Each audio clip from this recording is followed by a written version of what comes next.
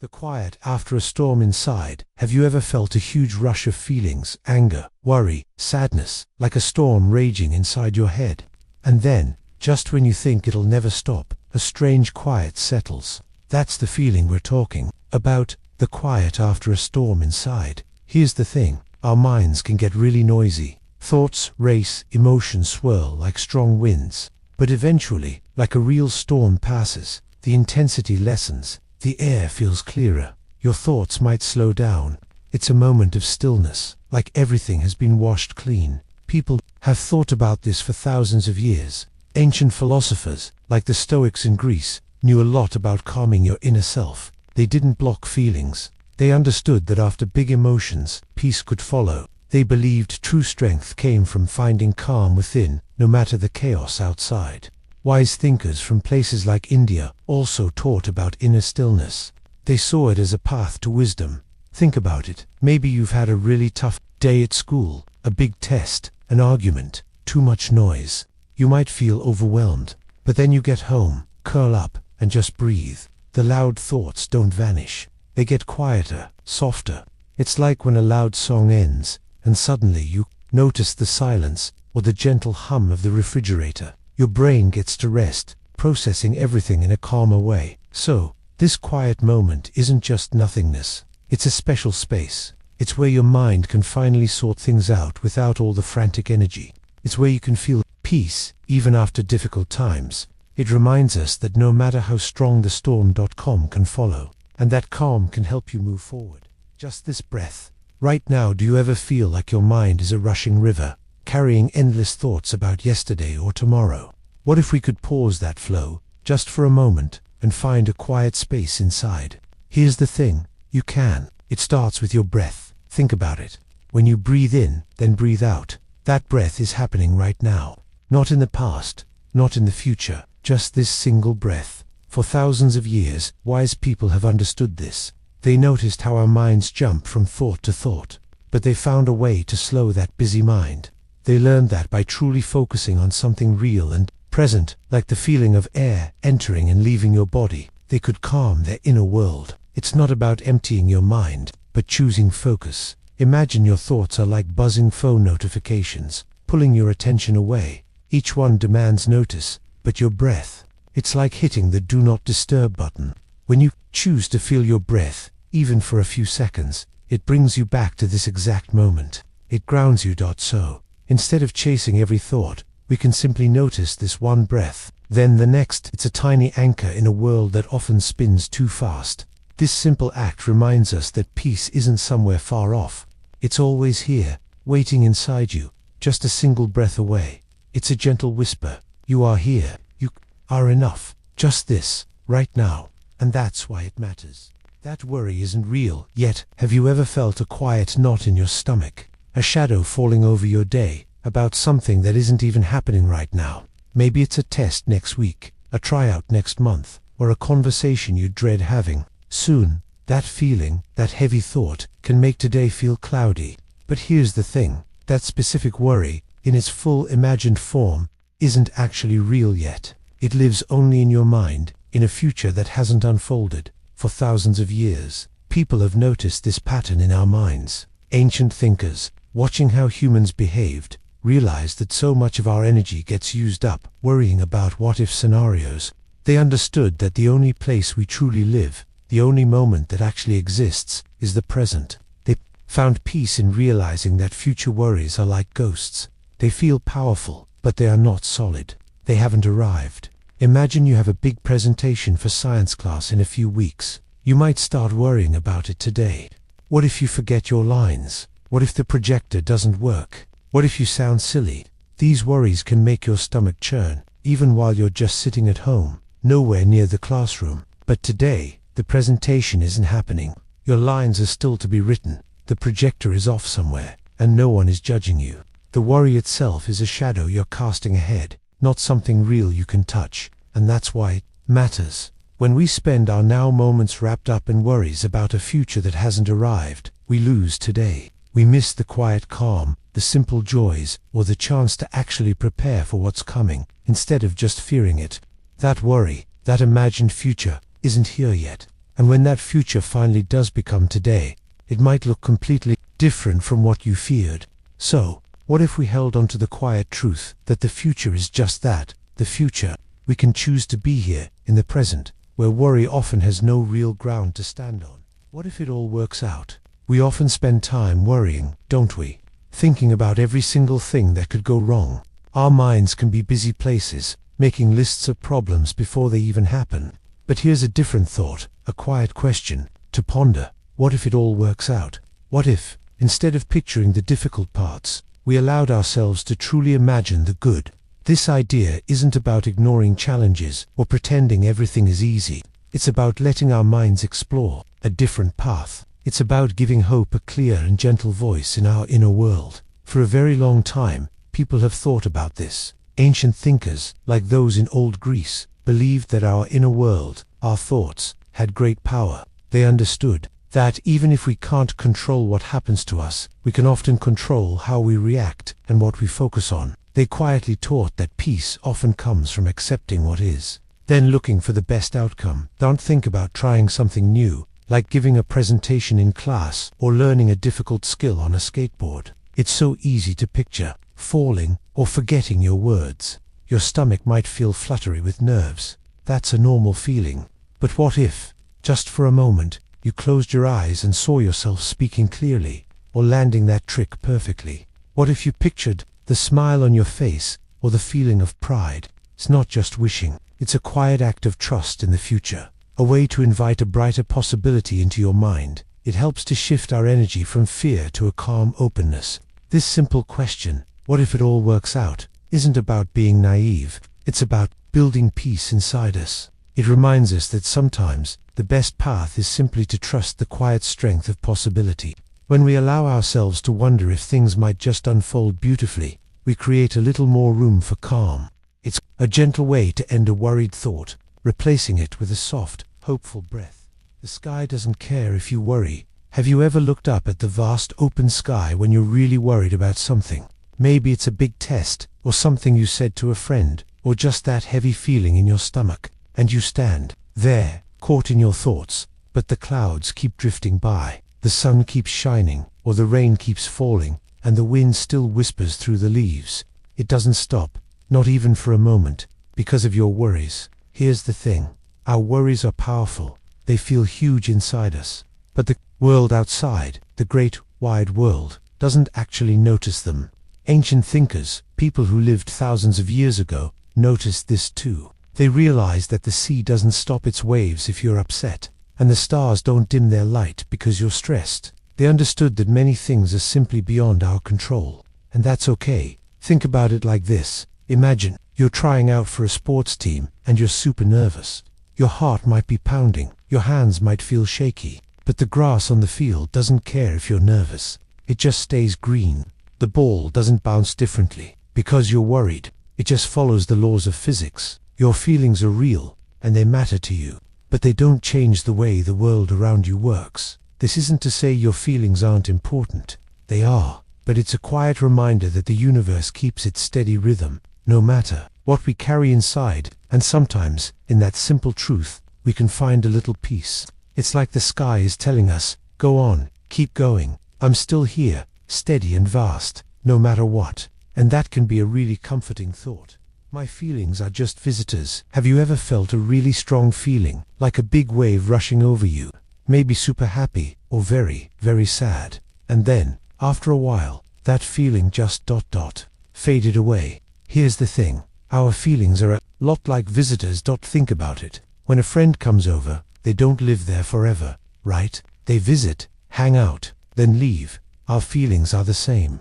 Joy visits, anger visits, sadness visits, even boredom or excitement, they all just stop by. This idea isn't new. A long time ago, thinkers like the Stoics in ancient Greece and philosophers in the East, like Buddhist monks, noticed this pattern. They understood, you are not your anger, you are not your fear. These are just experiences passing through you, like clouds drifting across the sky. They don't stick around. They can feel intense, but they are always moving. Imagine watching a scary movie. Your heart might pound, you might feel a rush of fear, but as soon as the movie ends, or you turn off the light, that fear starts to calm down, doesn't it? It was a visitor, brought on by the story, and it left when the story was over. So, when a tough feeling arrives, you don't have to fight it or push it away. You can just notice it, acknowledge its presence, like a guest at your door. Oh, hello, fear, I see you're here. Remember, it's not staying, it's just stopping by for a while. And that understanding, that simple knowing, can bring a surprising sense of calm, helping you realize you're more than any single emotion. Being good enough. Always have you ever paused and wondered if you truly measure up? If who you are, right now, is actually enough? It's a quiet question many of us carry, deep down. But here's the thing, being good enough isn't about being perfect or reaching some impossible finish line. It's about understanding that who you are, right now, with all your quirks and strengths, and even your mistakes, is already complete and valuable. Think about some old thinkers, like the Stoics, from ancient Greece. They talked a lot about accepting what you can't change and focusing on what you can. They believed true peace came from within, not from proving yourself to others. It wasn't about being the best in the world, but about finding a deep, quiet stillness in your own spirit, knowing your worth wasn't tied to external wins or losses. It was about seeing the inherent dignity in simply being human. Imagine the moon in the night sky. It doesn't try to be brighter or bigger than it is. It simply is. Sometimes it's a thin, delicate sliver. Sometimes it's full and round and glowing, and sometimes it's hidden completely behind clouds. But it's always the moon. It's always exactly what it needs to be, doing its moon thing, reflecting light. It doesn't question if it's enough, because it simply exists, fully and truly, in every single phase. Its value isn't dependent on its visibility or its fullness. And that's a beautiful thought to hold on to for ourselves. We are not projects waiting to be finished, but unfolding stories. Every moment, every breath, every version of you, even the one still learning and growing, is truly good enough. You don't need permission to exist fully, to shine in your own way. Your quiet presence, your honest effort, your unique way of seeing the world, these are enough. They always have been, and they always will be. This knowing can bring a deep, quiet calm, like sunlight touching still water, bringing a gentle peace. The simple joy of a cold drink. Have you ever come inside on a really hot day, maybe after playing basketball or just walking home, and reached for a glass of something icy cold? That first sip, that quiet sound you might make without even thinking. What is that feeling, really? It's more than just being thirsty. It's a small, perfect moment when the world seems to pause. Think about it. For most of human history, clean, cold water wasn't something you could just get from a tap. People traveled long distances to find springs or dug deep wells. In ancient times, a refreshing drink was often seen as a gift, a blessing. Poets even wrote about the simple beauty of a clear, cool stream. It connects us to a very old, very basic human need, but also to a deeper kind of peace. Here's the thing, when you take that first sip of a cold drink, your body responds immediately. Your brain gets a signal of relief. It's like a tiny reset button for your mind and body. Imagine being really stressed about a big test, or upset about something a friend said. You take a sip of cold water, and for that moment, the chill moves through you, and those racing thoughts quiet down, even just a little. It's a physical sensation that helps your mind slow down. It's a moment of pure, simple presence. So, this everyday act, this small comfort, can actually teach us something important. It reminds us that often, the deepest joys aren't found in grand, complicated things. They're right there, in the simplest parts of our day. A cold drink can be a whisper of calm in a busy world, a quiet reminder to appreciate the small blessings, and a tiny, perfect thought that can make all other worries fade away, if only for a second. It helps us feel truly present, right here, right now. It's okay not to know everything. Have you ever felt like you had to have all the answers? Like every question asked, in school or just in life, needed a perfect, immediate reply. It's a common feeling, this pressure to know everything. But here's the thing, it's deeply okay, even wonderful, not to know. Not knowing isn't a dead end. It's actually a wide open gate. Think about the wisest people throughout history. Many of them understood this deep truth. An ancient Greek thinker named Socrates, known for being super smart, famously said that the only thing he truly knew was that he knew nothing at all. He wasn't saying he was dumb. He meant that real wisdom starts when you realize how much more there is to discover, how vast the world of the unknown is. This idea lets go of the pressure to always be right. It makes room for curiosity. Imagine looking up at the night sky. We see stars, planets, galaxies, but even with all our powerful telescopes, we've barely begun to understand the universe. There are mysteries upon mysteries out there. Do we feel bad because we don't know every single atom in every single star? No. That very mystery, that vast unknown, is what makes space so beautiful and inspiring. It invites us to wonder, to ask questions, to keep looking. So, when you face something you don't understand, or a question without an easy answer, try not to feel frustrated. Feel curious instead. That space where you don't know everything is exactly where new learning begins. It's where your mind can truly stretch and grow. It's a quiet permission to explore, to be open, and to let the unknown be a peaceful, endless invitation rather than a scary, empty space. There's real calm in simply being okay with not having all the pieces of the puzzle, because it means the adventure of finding them is still ahead. The sound of nothing else. Have you ever truly heard nothing? Not just the absence of noise, but a quiet so deep it feels like the air itself is holding its breath. That's rare, isn't it? Even in a silent room, we often hear a distant hum, traffic, or our own breathing. But what if we're talking about the sound of nothing else inside your head? Here's the thing. Our minds are often noisy places. We have thoughts about tasks, what people said, what's next. It's like a constant radio playing. But what if, for a moment, that radio went completely silent? Not just quiet, but truly off. That's the sound of nothing else. The absence of internal chatter. Many ancient thinkers from different parts of the world sought this inner quiet. Monks in the East, or philosophers like the Stoics, practiced calming their minds. They learned to let thoughts pass, not hold on to them. They weren't trying to be blank, but to find a space where the usual rush of thinking faded. Think about a time you were completely focused on one thing. Maybe you were lost in a good book, or staring at the ocean, or drawing for a few moments. The rest of the world, and your own thoughts, vanished. You weren't trying to think about anything else. You were just there. That feeling, that moment of pure presence, where your mind isn't busy judging or planning. That's what we mean. It's like looking at a vast, clear night sky. For a second, you just exist within that quiet. There's no voice in your head telling you about chores or tests. That's so. The sound of nothing else isn't scary emptiness.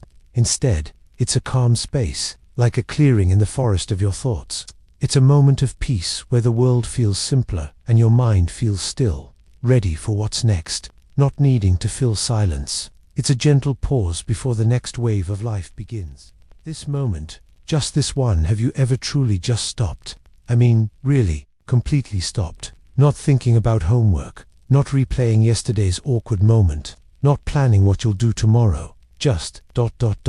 here, right now. It's harder than it sounds, isn't it? Our minds are always buzzing, like a busy hive of bees, moving from one thought to the next. But what if, for just a moment, we could find quiet in that buzzing? This is the simple, yet powerful, idea of this moment. It's about letting go of everything else and just being present. Thinkers and wise people, from ancient Greek philosophers to monks in distant mountains, have talked about this for thousands of years. They believed much of our worry comes from living in the past or the future, instead of the only time that truly exists, right now. They found that peace, or clarity, often hides in plain sight, in the small, everyday seconds we usually rush through. Here's the thing. Our brains are designed to predict and remember, which is super useful for survival. But sometimes, that design keeps us from seeing the beauty right in front of us.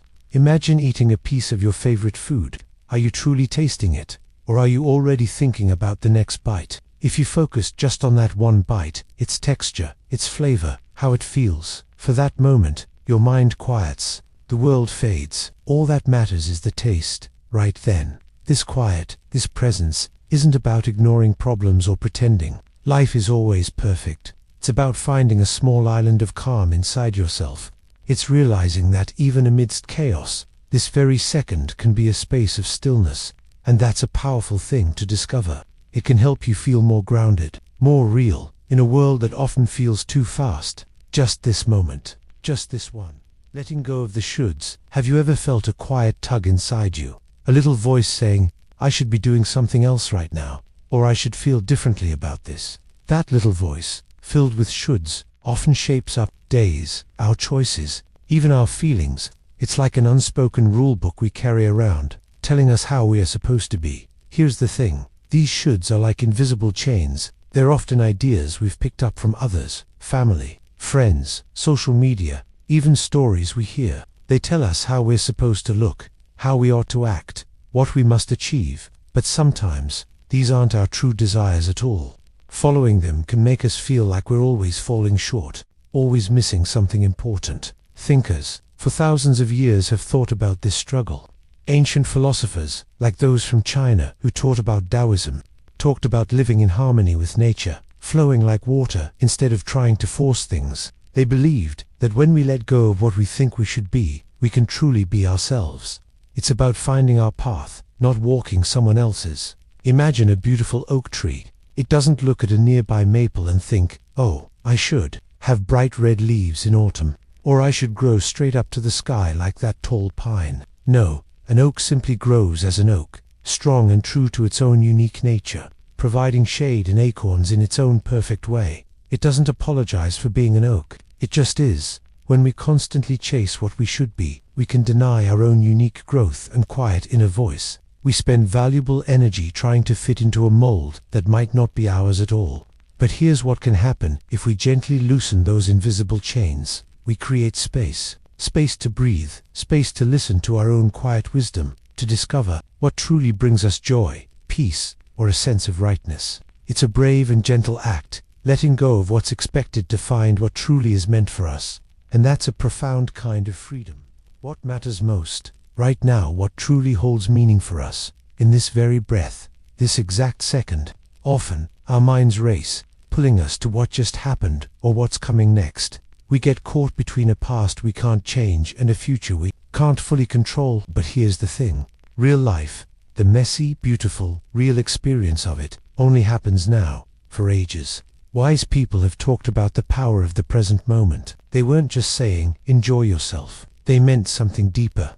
They said peace isn't found by escaping problems, but by fully being where we are, no matter what's happening. It's like how a calm lake reflects the sky perfectly. If the water is rippled by worries about what was or what will be, the reflection gets blurry. But when it's still, everything becomes clear. Think about standing outside on a quiet day. Perhaps you see a single leaf, yellow or red, slowly letting go of its branch. If you just glance, it's a leaf. But if you really watch it, its gentle spin, how it catches light, its silent fall to the ground. For that brief moment, the world shrinks. Your breathing might slow. All the noise in your head fades. You aren't thinking about yesterday's test or tomorrow's plans. You are simply, entirely, with that leaf, right here. That feeling, that quiet focus, is what matters most, right now. It's not about ignoring problems or being happy all the time. It's about finding a still point within ourselves, even when the world spins fast. When we truly pay attention to the small, simple wonders of the present, even for a moment, we give our minds a chance to rest. We find a quiet strength, a gentle reminder that peace is always waiting, just beneath the now. The peace in doing nothing. Have you ever felt the pressure to always be doing something, to be busy, productive, or even just scrolling your phone? It's like our minds constantly buzz, thoughts and tasks demanding attention. But what if deep peace is found in simply doing nothing? This isn't about being lazy or wasting time. It's choosing a pause, a moment of stillness, letting your mind rest. Think of a jar of muddy water. If you keep shaking it, the water stays cloudy. But if you set it down, still, the mud slowly settles. The water clears, and you can see through it. For thousands of years, people knew this idea. Ancient traditions taught stillness was key to wisdom. They found that when the mind stops chasing, it catches up to itself. It's not about emptying your mind, but allowing it to settle, like that jar of water. Here's an example. Imagine your home, all devices off, no music, no screens. You just sit by a window, maybe watching rain or clouds drift. You aren't trying to solve a problem, you're simply being. In that quiet space, thoughts still appear, but they don't demand action. They just float by, like clouds. And here's what happens. In that space of doing nothing, a calm settles. Ideas might gently surface. You might find a quiet answer to something you've wondered, not because you forced it, but because you gave your mind room to breathe. It's a quiet reset, a gentle way to feel connected to yourself, away from noise. It reminds us that sometimes the most profound thing for our minds is to just be. Thinking less, living more. Have you ever noticed how much your mind talks? It's like a constant hum, a stream of thoughts about yesterday, tomorrow, what someone said. It's always there, isn't it? Sometimes, this endless thinking feels heavy. It can make us miss what's right in front of us. So, what if we tried to think less? This isn't about being empty-headed or ignoring important stuff. It's about gently letting go of worries that just spin in circles. It's about finding quiet inside your head, so you can actually hear what your heart and senses tell you. Ancient thinkers, like those in old China or Greece, wondered about this. They saw our minds can be like a stormy ocean. They taught that peace comes not from having fewer problems, but from having a quieter mind to face them. A busy mind often pulls us away from the real world, the one happening right now. Don't think about when you're totally absorbed in something you love. Maybe you're shooting hoops or drawing. Do you remember worrying about homework or what someone said last week? Probably not. Your mind is focused, but it's not thinking endlessly. It's simply being and doing. That feeling, when the world outside your activity fades, is a taste of thinking less. Your brain isn't busy judging or planning. It's just experiencing. And here's the thing. When we quiet the chatter, even for a few minutes, something beautiful happens. The world around us seems to brighten. We notice the warmth of the sun, the sound of birds. We stop living so much in our heads and start living more fully in the actual moment. It's not about stopping thinking forever. It's about creating space so you can truly feel and be present in your own life. It lets you breathe.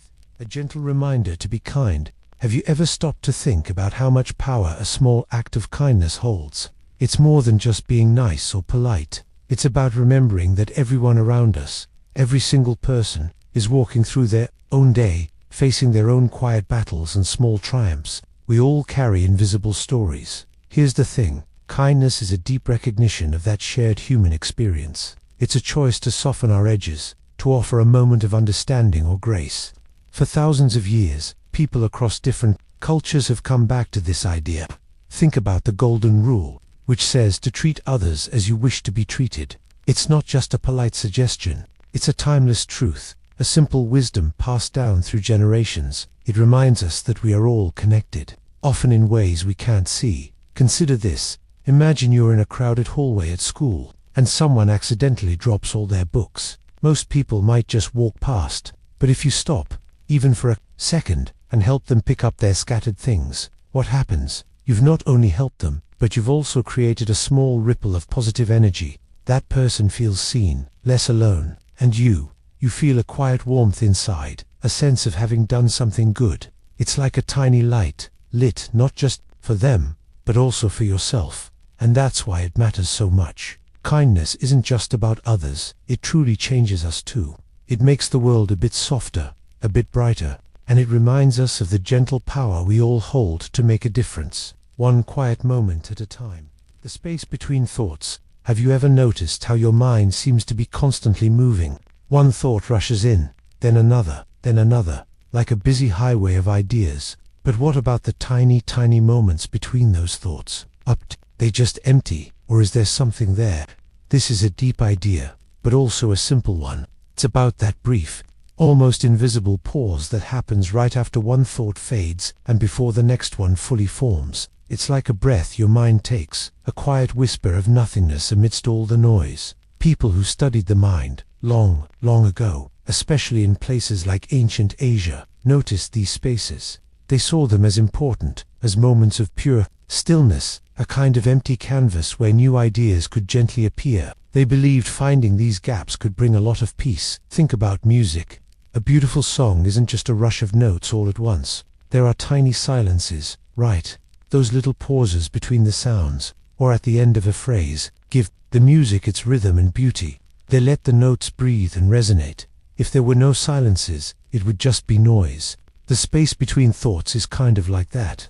It's the silence that makes the thinking meaningful. It gives your mind a chance to reset, even just for a split second. So, here's the thing. You don't have to try and make these spaces happen. They are already there. You just have to notice them. It's a little reminder that even when things feel super busy inside your head, there's always a quiet spot. It's a place you can always find, a moment just for you, where nothing needs to be done, nothing needs to be figured out.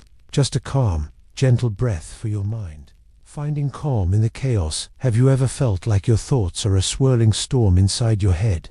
Maybe the world outside is loud, busy, or confusing, and it feels like there's no way to find a quiet space. It's like being caught in a whirlwind of homework, social media, and just trying to figure things out. But here's the thing, even in the middle of all that noise, you can discover a deep sense of calm. This idea isn't new. Long ago, thinkers like the Stoics in ancient Greece and Buddhist monks in faraway lands understood this. They taught that we often can't control what happens to us. We can't always stop the rain or make the wind die down, but we can choose how we respond. They focused on their inner world, finding peace there, no matter the outside mess. It's like building a peaceful room inside your mind. Think about a crowded, noisy school hallway between classes. It's loud, busy, and full of movement. But imagine you're holding a tiny, smooth stone in your pocket. As you walk, you can feel its cool, steady weight. Your attention settles just on that stone for a moment. The noise of the hallway is still there, but your focus, your inner self, finds a small, steady point. That little stone becomes an anchor for your thoughts. Here's what I found. Finding calm isn't about making the chaos disappear.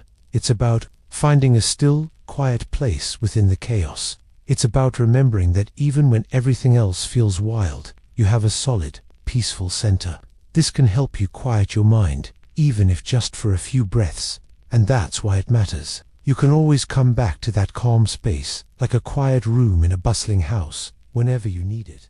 The world keeps spinning anyway. Have you ever had one of those days? The kind where maybe you messed up something important, or you felt really embarrassed, or just really, really sad. In those moments, it can feel like your whole world has stopped, like everything important is on hold, just for you and your big feeling. But then, you look around, and the world, it just keeps going. Here's the thing, even when our biggest feelings take over, the sun still rises, the clouds still drift, the clock keeps ticking. This idea that the universe carries on no matter what's happening in our personal lives, it's not new. People have thought about this for thousands of years. Think about the ancient stars. They shine whether we're happy or upset. They don't care about our homework, or our friendships, or our worries. They just keep burning. It's like when you're really focused on a video game. Maybe you're in a tough level, and it feels like the most important thing in your life right then. Your heart is pounding. Your entire focus is on that screen. But outside your window, birds are still singing.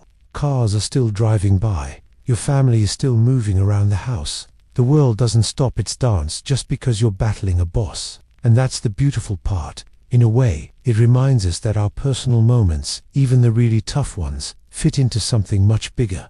Our joy, our sorrow, our triumphs, our falls, they are all part of a huge ongoing story. The world's story. It's a quiet comfort, knowing that even on your hardest day, the earth still turns. There's a constant, steady hum beneath everything. It means that there will always be a tomorrow, a new spin, a chance to breathe and begin again. My own path, no need to compare. Do you ever find yourself looking at what everyone else is doing? Maybe on social media, or just in class, seeing how fast someone else learns something, or how easily they make friends.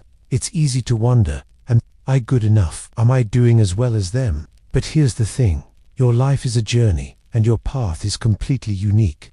No one else has your exact steps, or your exact view. People have thought about this for thousands of years. Long ago, thinkers like the ancient Greek philosopher Socrates talked about knowing yourself. What they meant was truly understanding who you are, deep down. Not who your friends are, or who your favorite celebrity is, but the unique person inside you. They believed that trying to be someone else, or always comparing yourself, takes away from your own special power. True strength comes from being authentically you. Think of a garden. You have sunflowers reaching high, roses with their delicate petals, and sturdy oak trees that grow slowly over many years. Each plant grows at its own speed. Each one needs different things to thrive, different amounts of sun, different kinds of soil. A rose doesn't look at a sunflower and wish it were taller. It just is a rose, in its own beautiful way. And a garden needs all of them to be complete. You are like that garden. Your talents, your pace, your dreams are yours alone. Trying to grow exactly like someone else just isn't how it works. You have your own unique sunlight, your own deep roots, your own way of reaching for the sky. So, let go of the need to measure yourself against others. Your path is unfolding exactly as it should. Find peace in your own quiet progress, in the gentle unfolding of your story. The greatest strength is found in embracing the person you are becoming, without comparing it to anyone else's journey. The truth in my own heart. Have you ever felt a quiet voice inside you, a deep knowing that feels truer than anything else? It's not a thought you think with words, but more like a feeling, a sense of what's right or real for you. This is what we call the truth in your own heart. It's a personal kind of wisdom, a deep-seated feeling of what resonates as true, even when the world outside might tell you otherwise. It's about finding clarity in your own inner space. For centuries, thinkers have talked about this inner knowing. Ancient Greek philosophers, like Socrates, encouraged people to know thyself, suggesting that real wisdom comes from looking inward. Later, writers and mystics in different cultures spoke of intuition or conscience, a guiding light within. They believed that beyond facts and logic, there's a deeper understanding unique to each person.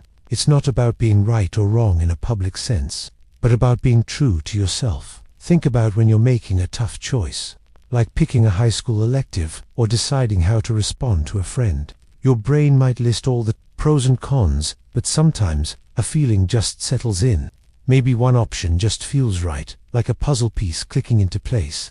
That's your inner truth speaking. It's like how a compass needle always points north, no matter how much you spin it around. Your inner truth points towards what aligns best with who you really are. So, how do you find this truth? You don't find it like a lost object. You simply listen. You give yourself quiet moments to feel, to reflect, to ask yourself what truly brings you peace or passion. It's about trusting that gentle pull inside you. And here's the thing, this inner truth is a steady guide. It might whisper softly at first, but with practice, you can learn to hear its voice more clearly, helping you navigate your path with a sense of peace and true understanding. When silence speaks loudest, you ever noticed how sometimes the quietest moments feel the biggest? It's strange, right? We usually think noise is powerful, like a rock concert or a loud argument. But sometimes, silence isn't just no sound. It's like a deep, still pool where thoughts float up, and feelings you didn't know were there suddenly become clear. That's when silence truly speaks loudest. Here's the thing, people have understood this for ages. Ancient thinkers and wise folks often sought out quiet, not to avoid talking, but because they believed understanding came in those still spaces. They felt that when the world stopped shouting, you could finally hear your own thoughts, your own heart, and even the quiet truths of life. It was a way to listen deeper than words. Think about this. Imagine you're home after a busy day, everyone else asleep. The house is completely quiet. At first, it might feel a little empty, but then you notice your own breathing, the soft hum of the fridge, or crickets outside. In that stillness, things settle. You might think about your day, a conversation, or just tomorrow. Or, perhaps you've argued with a friend, and for a moment, no one speaks. That silence can feel incredibly loud, full of unspoken feelings, worries, or regrets. And that's why it matters. Silence can be a space for healing, for thinking, for just being. It's a quiet teacher, showing us what's truly important, beyond daily noise. It reminds us not everything important needs a voice. Some things just need a quiet moment to be heard. The beauty of imperfection. Have you ever looked closely at something, truly looked, and noticed a small crack or uneven line? Did that make it less beautiful to you? Or perhaps, it made it more real, more interesting? Here's the thing, we often chase perfect. We want perfect grades, perfect looks, perfect lives. But what if perfection isn't what makes things truly beautiful? For centuries, people have thought about this. Ancient Japanese philosophy, for example, speaks of wabi-sabi. It's seeing beauty in things old, worn, and imperfect. It's finding grace in cracks, rust, and the passing of time. They believed these flaws aren't mistakes. Instead, they tell a story. They show something has lived, changed, and become unique. This isn't just about old pottery. Think about a beloved stuffed animal. It might be worn, missing an eye, or have a loose seam, but those imperfections are why you love it. They remind you of all the times you've hugged it, all the adventures shared. It's not perfect, but it's perfect for you. So, what does this mean for us? It means accepting our own quirks. Maybe your drawing isn't perfectly symmetrical, but it has a charm only you could create. Maybe you stumbled over a word in class, but that moment showed you were brave enough to speak up. Our small imperfections, the things we might wish were different, are actually what make us us. They aren't weaknesses. They are like the unique grain in wood, or the specific pattern on a leaf. They make you real, individual, and truly beautiful. In your own way, it's about seeing value not just in what's polished, but in what's authentically, wonderfully, imperfectly you. This feeling will pass. Have you ever felt a feeling so strong it swallowed everything? Maybe it was huge joy, like scoring the winning goal, or deep sadness after a hard day. Here's the thing, those feelings don't last. No matter how powerful, they're always moving, always shifting. Think about the weather. 1 minute, bright sunshine, the next, a storm. But even the storm passes, leaving clear skies. Our emotions are a lot like that weather. They roll in, they stay a while, and then they move on. Ancient thinkers understood this deep truth. Philosophers in Greece and spiritual teachers in the East taught about life's changing nature. They saw everything, from mountains to worries, always shifting. They often said, "This too shall pass." It means whatever you're going through, joy that makes your heart sing, or worry that ties your stomach in knots, it's not permanent. Imagine you're really upset because you weren't invited or did poorly on a test. That disappointment can feel overwhelming, like it will never lift. But then, hours later, or the next day, you might laugh at a joke, or hear good news. That heavy feeling lessens. It truly does. The same is true for good feelings. That amazing excitement after a big win feels incredible, like it could last forever. But eventually, the celebration fades, and life naturally moves on. Understanding this doesn't make feelings disappear. It helps you ride them out. When you're sad, remember, sadness is a visitor, not a permanent resident. When you're happy, fully appreciate the moment, knowing its beauty is fleeting. It's a gentle whisper. This feeling will pass, too. This thought offers quiet strength. It reminds us we aren't trapped in any single moment. We are part of the flow, always moving, always changing, like the world around us. There's a deep peace in knowing that. No need to fix everything. Have you ever looked at something and immediately thought, I need to fix that? Maybe it's a crooked picture, a messy pile of clothes, or a feeling inside you that just doesn't feel right. We often want to make everything perfect, to correct what seems out of place. But here's the thing, not everything needs fixing. Some things are just the way they are, and that's perfectly okay. Sometimes, trying to change every detail can make us tired, or miss the quiet beauty in what's already there. What if we could just let some things be? This idea isn't new. Long ago, in Japan, people cherished a concept called wabi-sabi. It's a gentle way of seeing beauty in things that are imperfect, incomplete, or a little worn. Think of an old, chipped ceramic bowl. Instead of throwing it away, it might be repaired with gold lacquer, highlighting its cracks instead of hiding them. Its flaws become part of its story, making it special and real. It's not broken, it's simply lived. Imagine a favorite well-worn sweater. It might have a tiny snag or a faded spot. Does that make it less cozy or comforting? No. Those small marks are part of its history with you. They show it's been loved and used. We don't try to fix every thread because it's simple. Soft presence is enough. Its imperfections are what make it truly yours. Next time you feel that pull to fix something, pause. Could it be that the thing, or that feeling, doesn't need changing? Perhaps it's just a part of the moment, a thread in the tapestry of your day. Embracing things as they are can lift a surprising weight. It's a quiet strength, a gentle peace in knowing that not everything needs to be perfectly neat or corrected, to be good, or even beautiful. Some things are simply meant to be. Just being here is enough. Have you ever felt like you always need to be doing something? Like if you're not busy, or learning, or achieving, you're not doing enough. It's a common feeling. This idea that our worth comes from what we accomplish. But what if just being here, right now, exactly as you are, is actually enough? This idea isn't new. People from long ago, like certain ancient thinkers, wondered about this too. They talked about finding peace not in what you get done, but in just existing.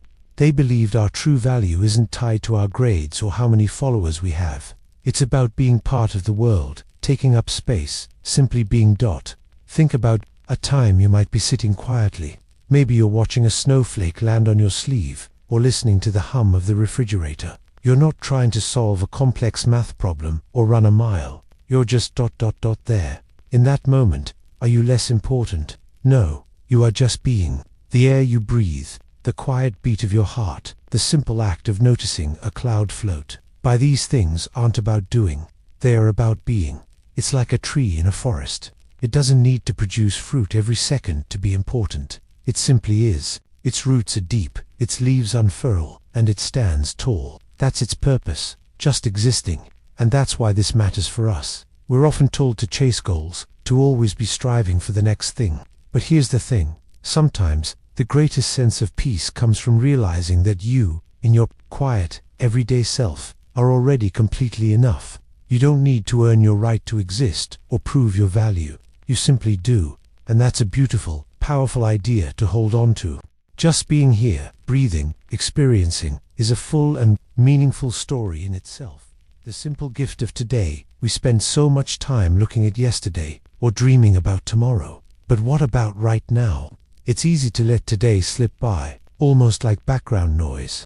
But here's the thing, today is a gift. It's a moment. That has never happened before, and will never happen again. Each today is fresh, full of tiny, unnoticed chances. For thousands of years, people have whispered about this idea. Ancient thinkers, wise poets, and even ordinary folks, they all understood something important. They talked about living in the moment or making the most of right now. It wasn't about doing a million things. It was about truly being present for the one day you have. They knew that chasing the past or the future too much could make you miss the beauty of the present. Imagine you're eating your favorite ice cream. If you're busy thinking about the math test you had yesterday, or worrying about tomorrow's presentation, you might not really taste the sweetness, feel the cold, or enjoy the moment. The ice cream itself is just for now. It melts if you don't pay attention. And today is like that. It's meant to be experienced, not just for waiting. That the simple gift of today isn't about being perfect. It's about noticing the little things. The way the light comes through your window, the sound of rain, the warmth of a good laugh. It's about allowing yourself to be here, fully, gently. When we can truly hold on to today, even just for a few moments, we find a quiet kind of peace. We remember that life isn't just a path we're rushing along. It's a series of beautiful, tiny todays, waiting to be noticed. A deep breath, a new start. Have you ever had a thought that just wouldn't leave, like a song stuck in your head, or a worry that kept playing on repeat? It's tough when our minds get caught in those loops, isn't it? But here's the thing, sometimes the most powerful thing we can do is simply end the thought, not push it away or fight it, but just allow it to finish.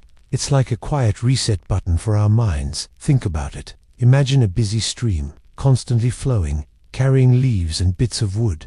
Our thoughts can be like that stream, always moving. But what if, for just a moment, we could step back from the bank? What if we could pause that constant flow? Ancient thinkers, people who lived a very long time ago in places like Greece and India, often talked about this. They didn't have fancy words for psychology, but they understood that our minds need moments of stillness. They believed that truly seeing something new often meant letting go of what came before. They spoke of living in the now, letting yesterday's thoughts fade so today's light could truly shine. It's a bit like when you're drawing, and you make a mistake. You don't keep scribbling over it forever, do you? No, you take a deep breath, maybe erase it, or even flip the page. You choose to start fresh, or consider a computer. Sometimes it gets bogged down with too many programs running. What do? You restart it. A deep breath can be that restart for your mind. It's a gentle acknowledgement that the last moment, the last worry, the last endless thought has passed. This isn't about being perfect or never worrying again. It's about giving yourself permission to shift. It's about knowing that every single moment offers a new beginning. We can choose to step out of the old story our minds are telling and just be. Right here, right now. It's a quiet strength, a gentle power, to simply let go and allow a new, calm space to open inside us. And that's why it matters. It lets us truly be present, ready for whatever comes next, with a clearer heart and a calmer mind.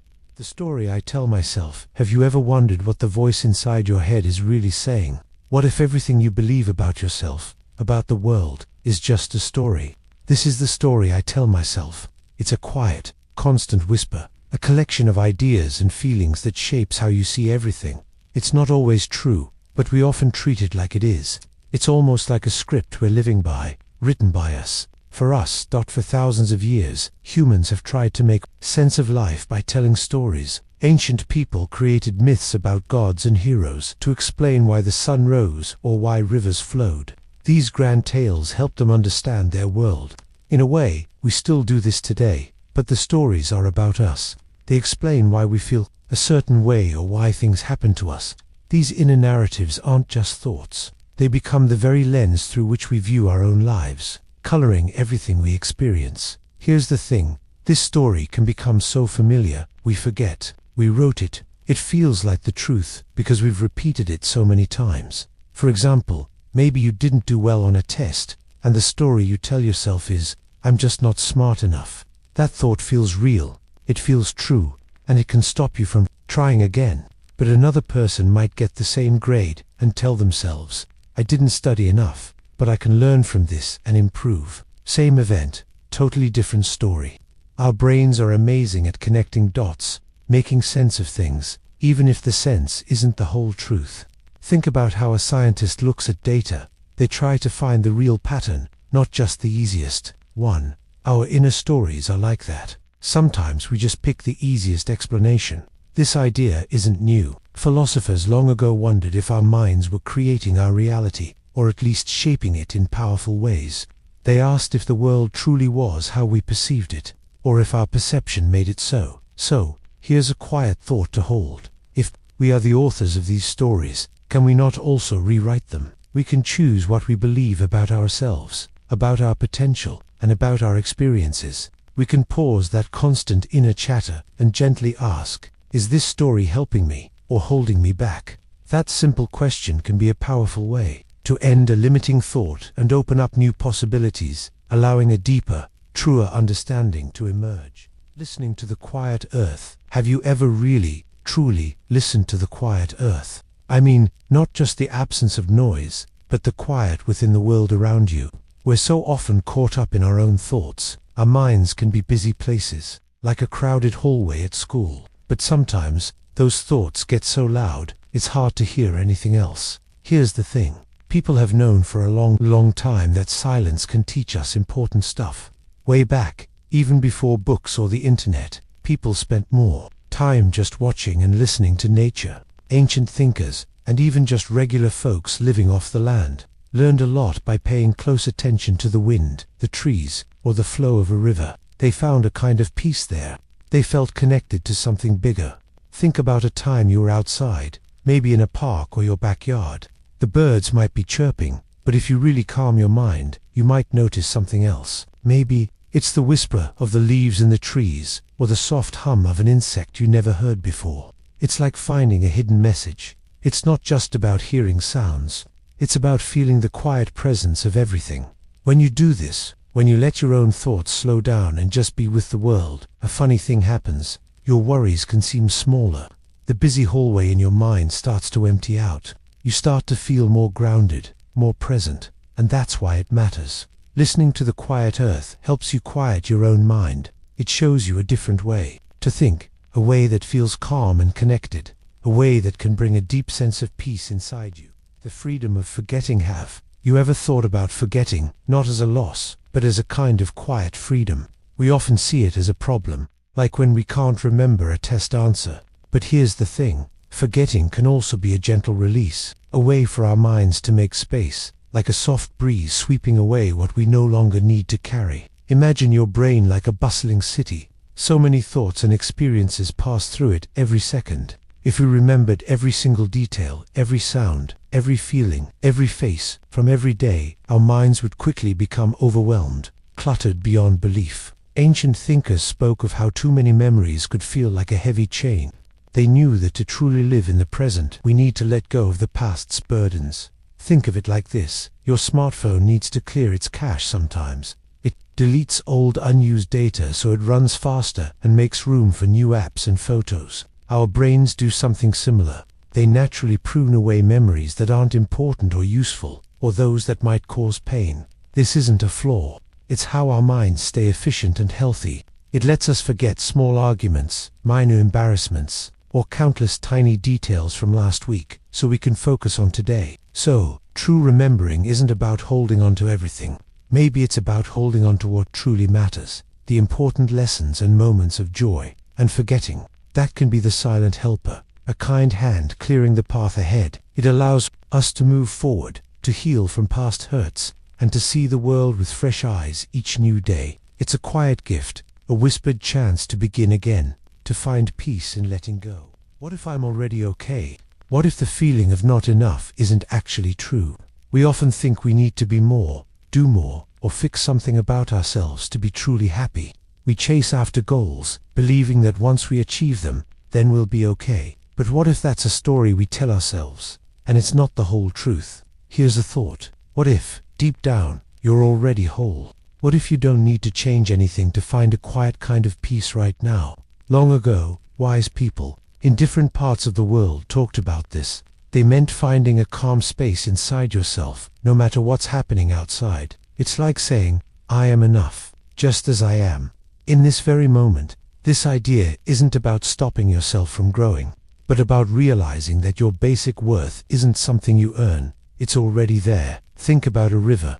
A river flows. It doesn't try to be more river-like. It doesn't wish it had more water or flowed faster. It just is. It carries its water, smooth or rushing, over rocks and through valleys, living its purpose.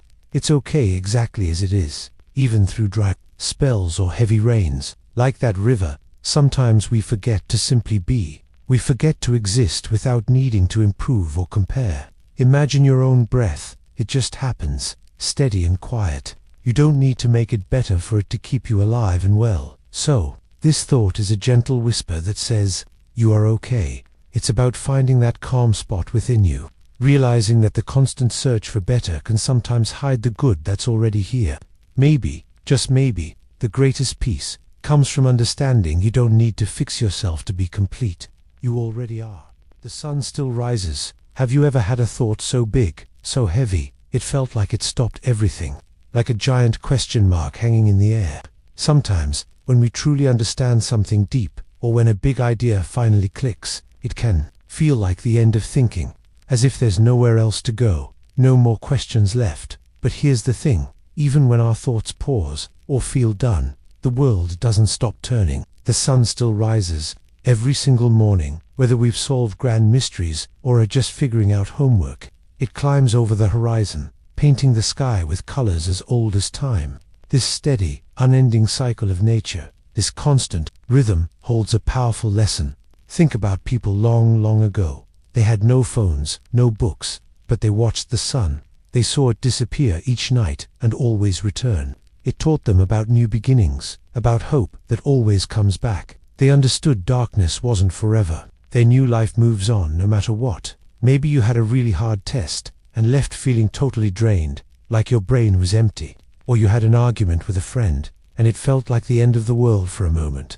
But then, you woke up the next day. Birds still chirped outside your window. Your dog still wanted breakfast. Life continued its gentle hum, moving forward. So, when a thought feels complete, or when a moment feels overwhelming, remember the sun. It's a quiet promise, a soft reminder. There's always a new dawn, always a fresh breath waiting.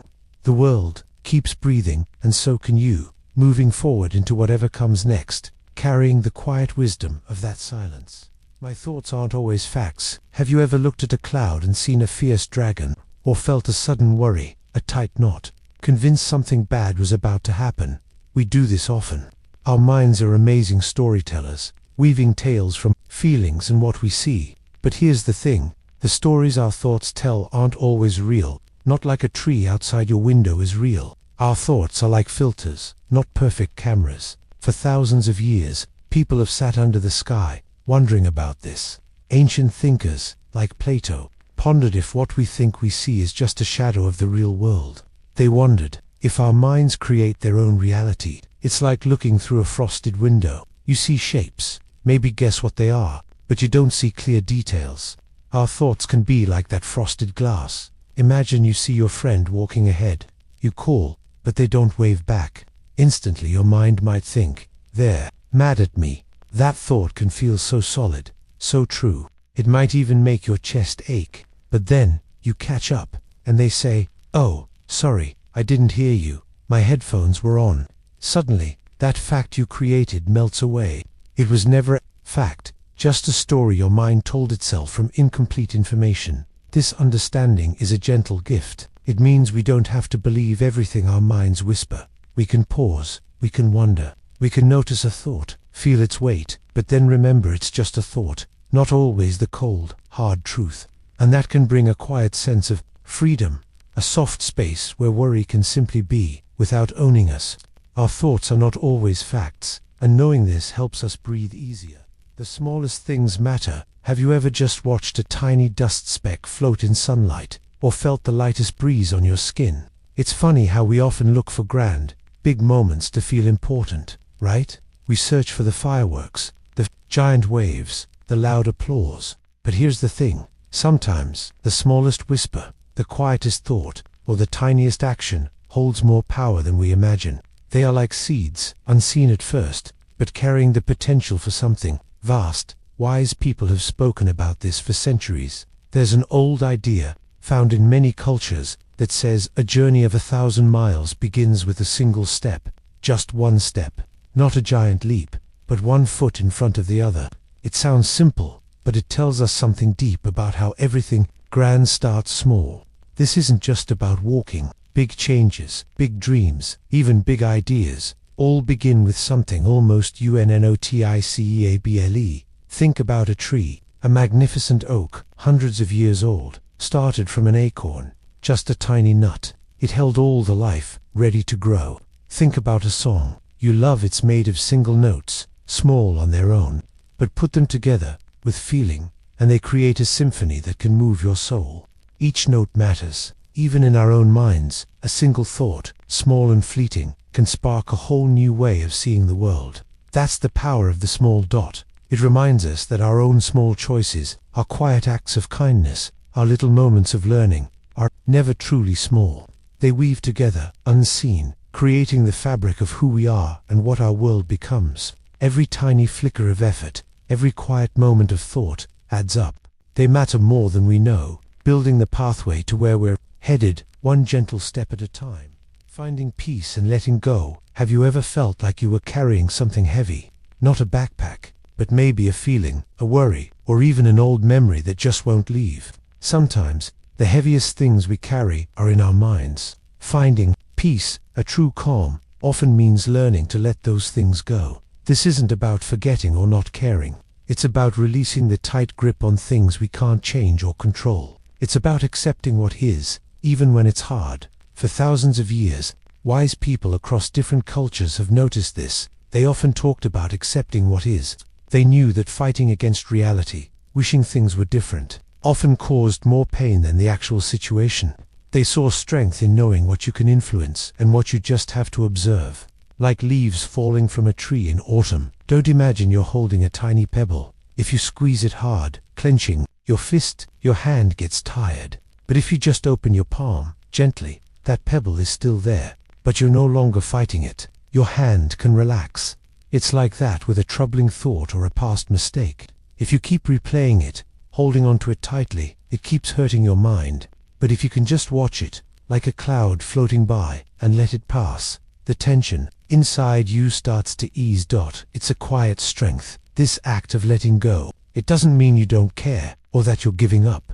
It means you're choosing peace over endless struggle. You're choosing to make space for calm inside yourself. And that's where true rest, a gentle kind of freedom, begins. When we stop trying so hard to control every outcome, we often find a quiet, unexpected calm. The weight of what doesn't matter. Have you ever felt like you're carrying an invisible backpack, even when your hands are empty? It's filled with things you don't need, burdens that aren't truly yours. Maybe it's worrying about what someone thinks of your new haircut, or replaying a small, awkward moment from yesterday. These things can feel heavy, even though in the grand scheme, they don't hold much real importance. This idea of carrying unnecessary weight isn't new. For centuries, wise people have talked about it. Ancient thinkers, like a group of philosophers, called the Stoics, believed a lot of our suffering comes from focusing on things we can't control, or stressing over stuff that doesn't really matter. A famous Stoic named Epictetus once said, "It's not what happens to you, but how you react to it that matters." He taught that we often give power to things outside of us, making them feel much heavier than they actually are. Think about it like this. Imagine you're playing a video game, and you spend all your time worrying about other players' avatars, or stressing over a small glitch that happened 10 levels ago. That worry doesn't help you win the game or enjoy the journey. In real life, it's like constantly checking your phone for social media likes, and feeling a little slump each time there isn't a new one. That constant checking, that repeated worry, it's like tiny pebbles being added to your backpack, one by one, until it feels incredibly heavy. And that's the weight, the burden of caring too much about the small, shifting sands of everyday life, rather than the solid ground beneath your feet. What if we could just set that backpack down? There's a quiet freedom in understanding that some weights aren't meant for us to carry at all. We can choose to focus on what truly matters: kindness, learning, and real connections. Letting go of the noise that just pulls us away from ourselves. A moment just for me. Have you ever found yourself just quiet? No music, no screens, no friends talking, just you and your thoughts, floating around inside your head. It's a strange feeling, sometimes, to be truly alone with yourself. But here's the thing, those moments are precious.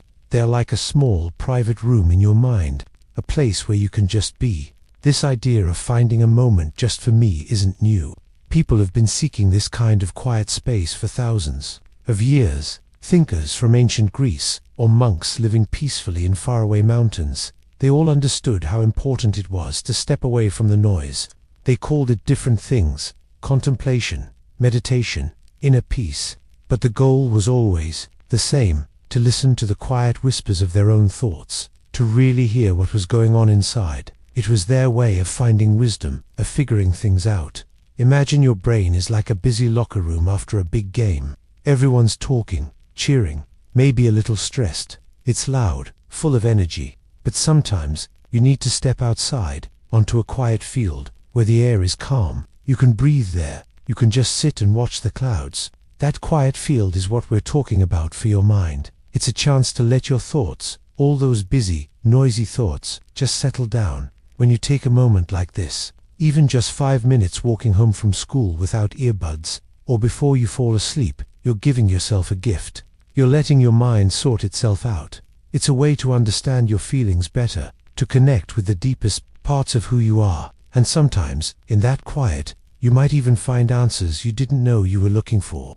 It's not about emptying your mind, but about letting it be, gently, for a little while. This can help you feel more grounded, more truly you, in a world that often asks for so much of your attention. The power of saying no. Have you ever thought about the quiet strength hidden in a single word, no? It feels small, maybe even a little scary to use sometimes. But here's the thing, saying no is not about being difficult. It's about building a fence around your own precious space. It's about protecting your energy, your time, and your true self. Think about it like this. Every yes we give to something outside of us can sometimes mean a no to something important inside. Maybe it's a no to your own rest, or to the quiet time you need for your thoughts, or to the dreams you hold dear. This idea of setting limits has been around for a long time. Wise thinkers from ancient Greece, like the Stoics, talked about knowing what you can control. They believed that your inner world, your peace, is something you absolutely can and should protect. Saying no to outside pressures is a powerful way to guard that inner calm. Imagine you have a favorite tree in your backyard. You wouldn't let just anyone come and chop off its branches, right? You'd protect it, help it grow strong.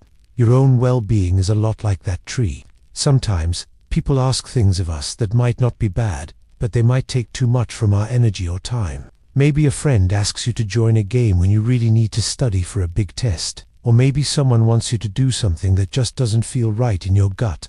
Saying no in these moments isn't about rejecting the person. It's about honoring your own needs, your own path. It's a quiet courage, this act of saying no. When you speak this word thoughtfully, you are not closing a door, but rather opening one to a deeper understanding of yourself. You are making space for clarity, for peace, for what truly matters to your heart.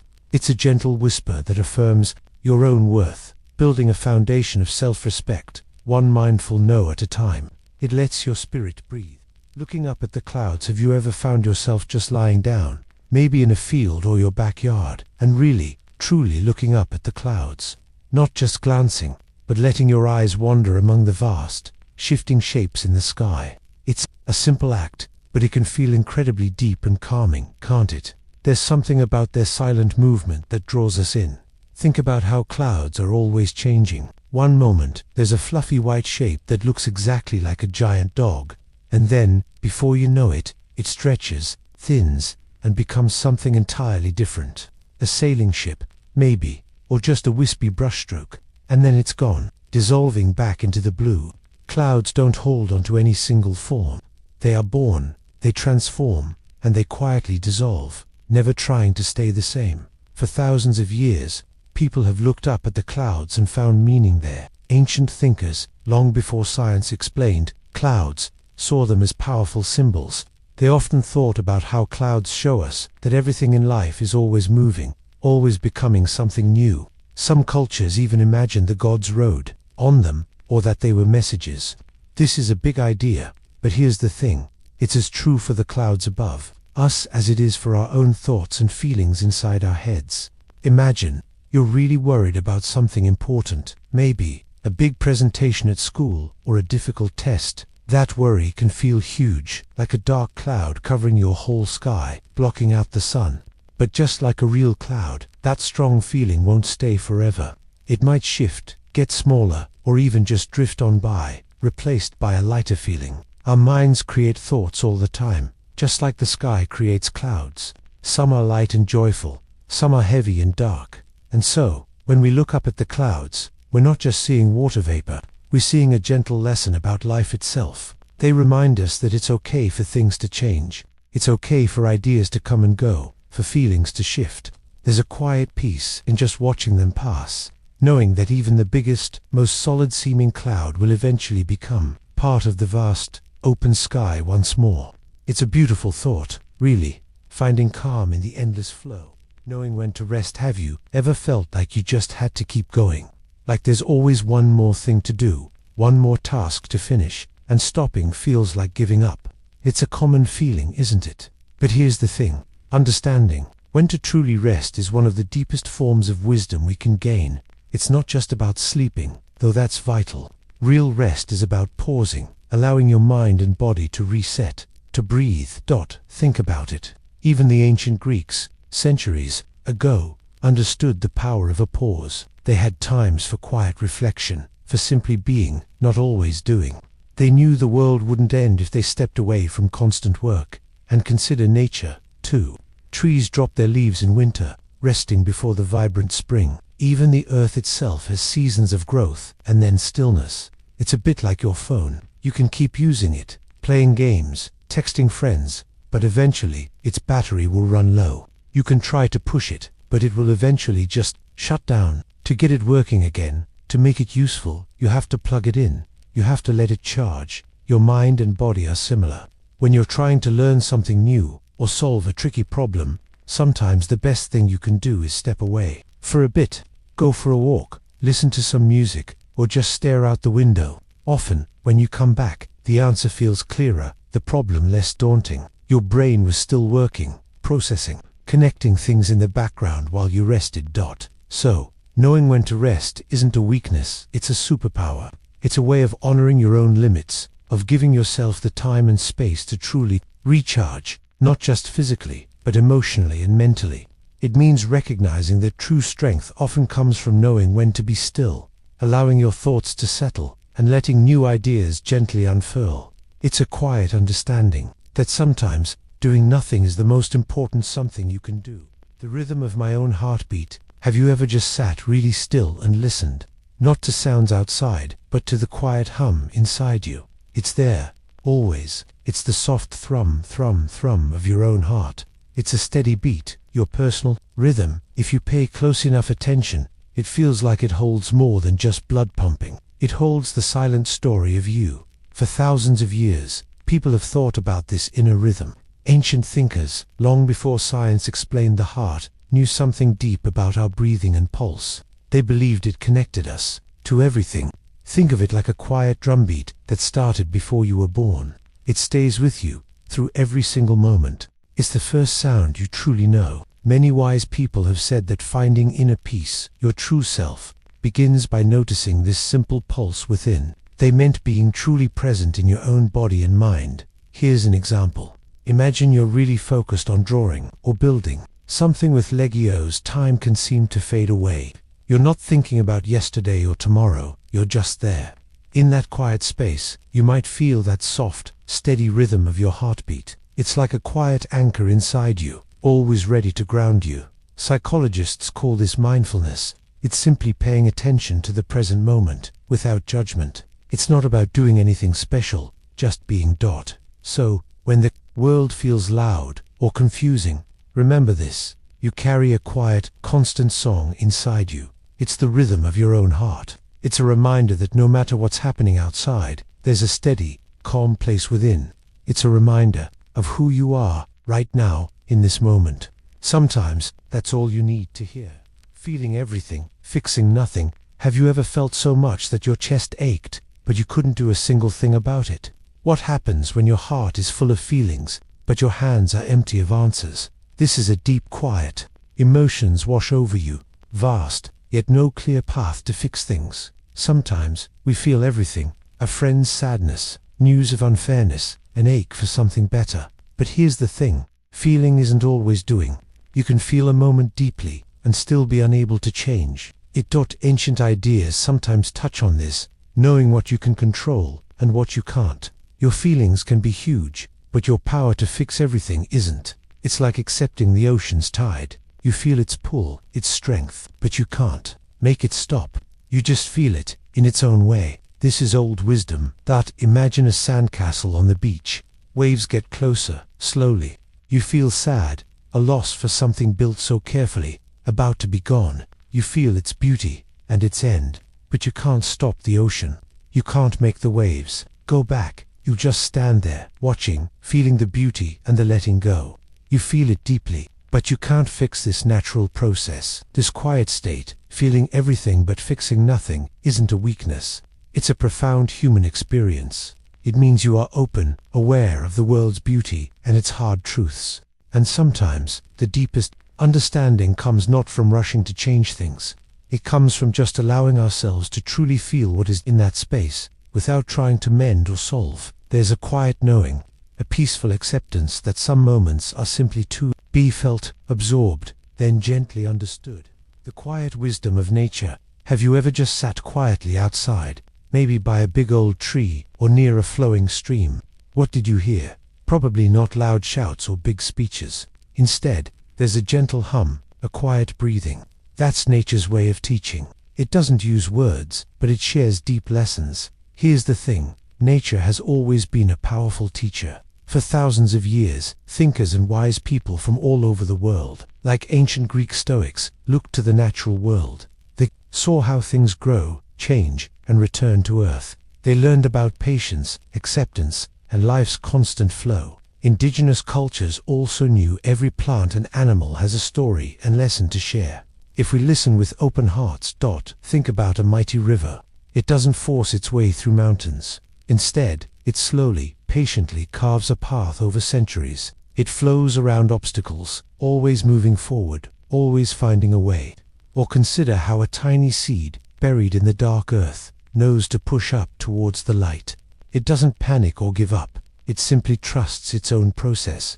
That's a bit like us, right? When we face a tough problem, we can learn from the river to be persistent, or from the seed to keep reaching for our goals, even when things are dark. So, what does this quiet wisdom tell us? It whispers that change is natural, that letting go can lead to new growth, and that, even after the hardest storm, new life emerges. When we take a moment to truly listen to nature, we can find a sense of calm, a reminder that we are part of something much bigger and endlessly resilient. It helps us feel more connected, more at peace with our own journey. My breath, my anchor. Have you ever felt your mind spin, like a leaf caught in a strong wind? Thoughts zoom by, fast and loud, and it feels hard to catch just one. Maybe you feel worried about a test, or perhaps something someone said keeps playing in your head. When our thoughts become too much, it can feel like we're losing our way.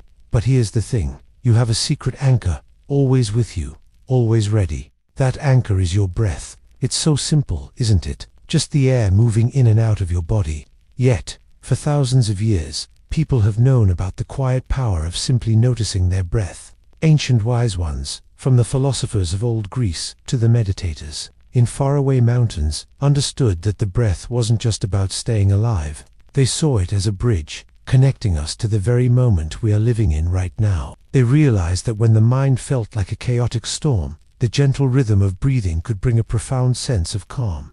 Imagine you're out on a lake, and the water suddenly gets choppy. Your small boat is rocking, and you feel a little scared, but then, you drop an anchor. It sinks down, finds solid ground, and even though the waves still move, your boat stays steady. Your breath is like that anchor. When your thoughts are the choppy waves, you can gently bring your attention to the feeling of air entering your nose, filling your chest, and then slowly leaving. This isn't about stopping your thoughts. That's really hard to do. Instead, it's about giving your mind something soft and real to focus on.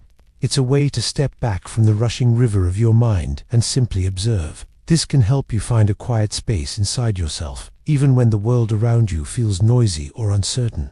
So, remember this simple truth. Your breath is always there, a loyal friend, a gentle guide. It's a reminder that no matter how much your thoughts might swirl, you always have a way to come back to center, right here, right now. The comfort of knowing I tried. Have you ever given something your absolute best, poured your heart into it, and then, it didn't quite work out the way you hoped? That sting of disappointment can feel sharp. But here's the thing, after that first feeling passes, there's often a quiet, steady warmth that settles in. This feeling is the comfort of knowing you truly tried. It's about the effort itself, not just the finish line. Imagine a wise philosopher from ancient times, someone like Seneca, who lived thousands of years ago. He and others would often talk about focusing on what's in our control, and what's really in our control. Not always the outcome, but always our effort, our decision to step up and try.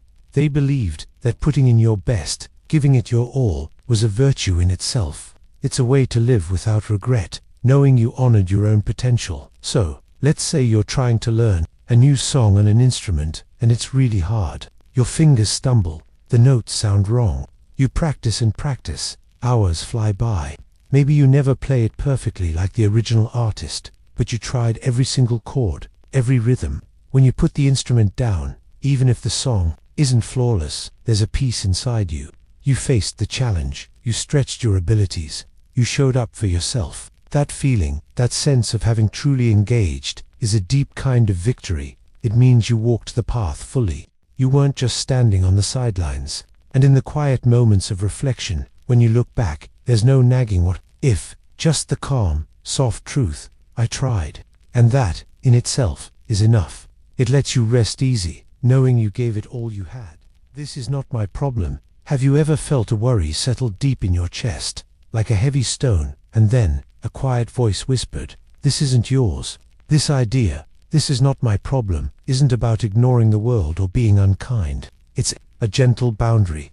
It means truly seeing what belongs to your own mind, your own heart, your own energy, and what truly doesn't. It's about recognizing the limits of what you can control, and where another person's journey begins and ends. For centuries, across different cultures, wise thinkers have explored this. They asked, what is truly mine to change? They understood that if we try to hold on to every struggle, every upset, even those that aren't ours, we become incredibly heavy. Imagine ancient philosophers in Greece, or quiet monks in faraway lands, all reflecting on this same truth. There are things within our circle of influence, and things entirely outside it. They taught that focusing on what is outside our control often leads to frustration and sadness. Consider a friend who's having a truly rough day. They might be grumpy, even snap at you. It's easy to absorb that feeling, to think, oh, they're mad at me, or I need to fix this for them. But here's the thing, their bad mood, the source of their frustration, often isn't about you at all. It's their own cloud. You can offer kindness, certainly, but you don't have to carry their storm. You can understand this sadness, this anger. It belongs to their moment, not mine to take on. Letting go of burdens that aren't yours is a quiet act of self-care. It's like finding a small, calm space inside yourself where you can breathe freely. When you gently acknowledge, this is not my problem to solve or carry, you create room for your own peace. You protect your own light from shadows that aren't yours. It allows you to offer genuine compassion without being pulled under. It's a way to honor your own spirit, letting the unnecessary weights drift away, like leaves on a slow river, leaving you lighter, clearer, and truly present for what is yours. What if I just let it be? Have you ever just wished the noise in your head would quiet down, or felt stuck on a problem, thinking it over and over? We often feel the urge to control, to fix everything. But what if there was another way?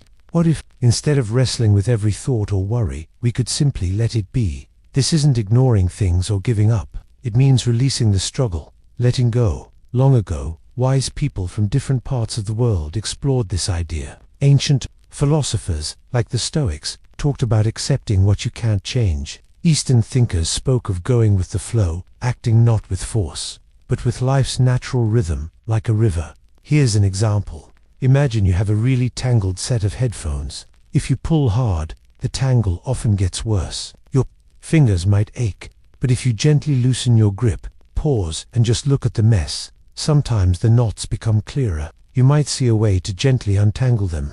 Or, you simply accept they're tangled for now. You stop fighting. It's a bit like that with our thoughts and feelings. When we stop pulling so hard on a difficult emotion or a confusing idea, when we just let it exist for a bit, it often loses some of its power. We learn to observe it, like watching clouds drift across the sky. You don't have to chase them or make them disappear. They just are. And in that simple act of allowing, a quiet calm can settle within you. It's a gentle reminder that not everything needs fixing, and sometimes the deepest peace comes from simply letting things be, just as they are. The calm after the decision. Have you ever wrestled with a tough decision, like choosing which club to join, or maybe even what to do after school? Your mind can spin around and around, right? You weigh the pros and cons. You feel that buzzing energy of worry and what if. But then, you finally make the choice, and something shifts. It's like a quiet hush settles inside you. This is the calm after the decision. It's not about whether your choice was perfect, or even the right one. It's about the relief that washes over you from having chosen. The endless internal debate finally stops. Wise people for thousands of years have known about this feeling. Ancient thinkers talked about finding quietness in the mind, a deep peace that wasn't about having all the answers. It was about settling the restless parts of yourself. They understood that true stillness often comes after a period of intense mental work. Think about it like this. Imagine a lake on a windy day. The surface is all choppy and wild. That's your mind before a big decision, stirred up. But then, the wind dies down. The ripples smoothed out. The water becomes still and clear, reflecting the sky. That stillness, that's the calm we're talking about. Or maybe you've finished a really big test at school. Your brain was working so hard, right? But once you hand it in, there's a quiet whoosh of relief. This calm isn't about being done. It's about being ready. It's a peaceful space where new thoughts can finally form, not tangled up in old worries. It's a gentle reminder that the hardest part is often the struggle to decide. Once you step forward, even just a little, a calm energy can fill you. It's a quiet strength, ready for whatever comes next. The calm after the decision. Have you ever wrestled with a tough decision, like choosing which club to join, or maybe even what to do after school? Your mind can spin around and around, right? You weigh the pros and cons. You feel that buzzing energy of worry and what if. But then, you finally make the choice, and something shifts. It's like a quiet hush settles inside you. This is the calm after the decision. It's not about whether your choice was perfect, or even the right one. It's about the relief that washes over you from having chosen. The endless internal debate finally stops. Wise people for thousands of years have known about this feeling. Ancient thinkers talked about finding quietness in the mind, a deep peace that wasn't about having all the answers. It was about settling the restless parts of yourself. They understood that true stillness often comes after a period of intense mental work. Think about it like this. Imagine a lake on a windy day. The surface is all choppy and wild. That's your mind before a big decision, stirred up. But then, the wind dies down. The ripples smooth out. The water becomes still and clear, reflecting the sky. That's stillness. That's the calm we're talking about. Or maybe you've finished a really big test at school. Your brain was working so hard, right? But once you hand it in, there's a quiet whoosh of relief. This calm isn't about being done. It's about being ready. It's a peaceful space where new thoughts can finally form, not tangled up in old worries. It's a gentle reminder that the hardest part is often the struggle to decide. Once you step forward, even just a little, a calm energy can fill you. It's a quiet strength, ready for whatever comes next. My own kind of brave. What if bravery isn't always about grand, loud acts? We often picture heroes fighting dragons or rushing into danger, and that kind of courage is absolutely real. But what if bravery is also much quieter, much more personal, something we experience every day? For a long time, people thought of courage mostly as warriors on a battlefield, like ancient Greek heroes facing enemies with a sword. That was the main idea of being brave. But even back then, some thinkers started to see other kinds of bravery.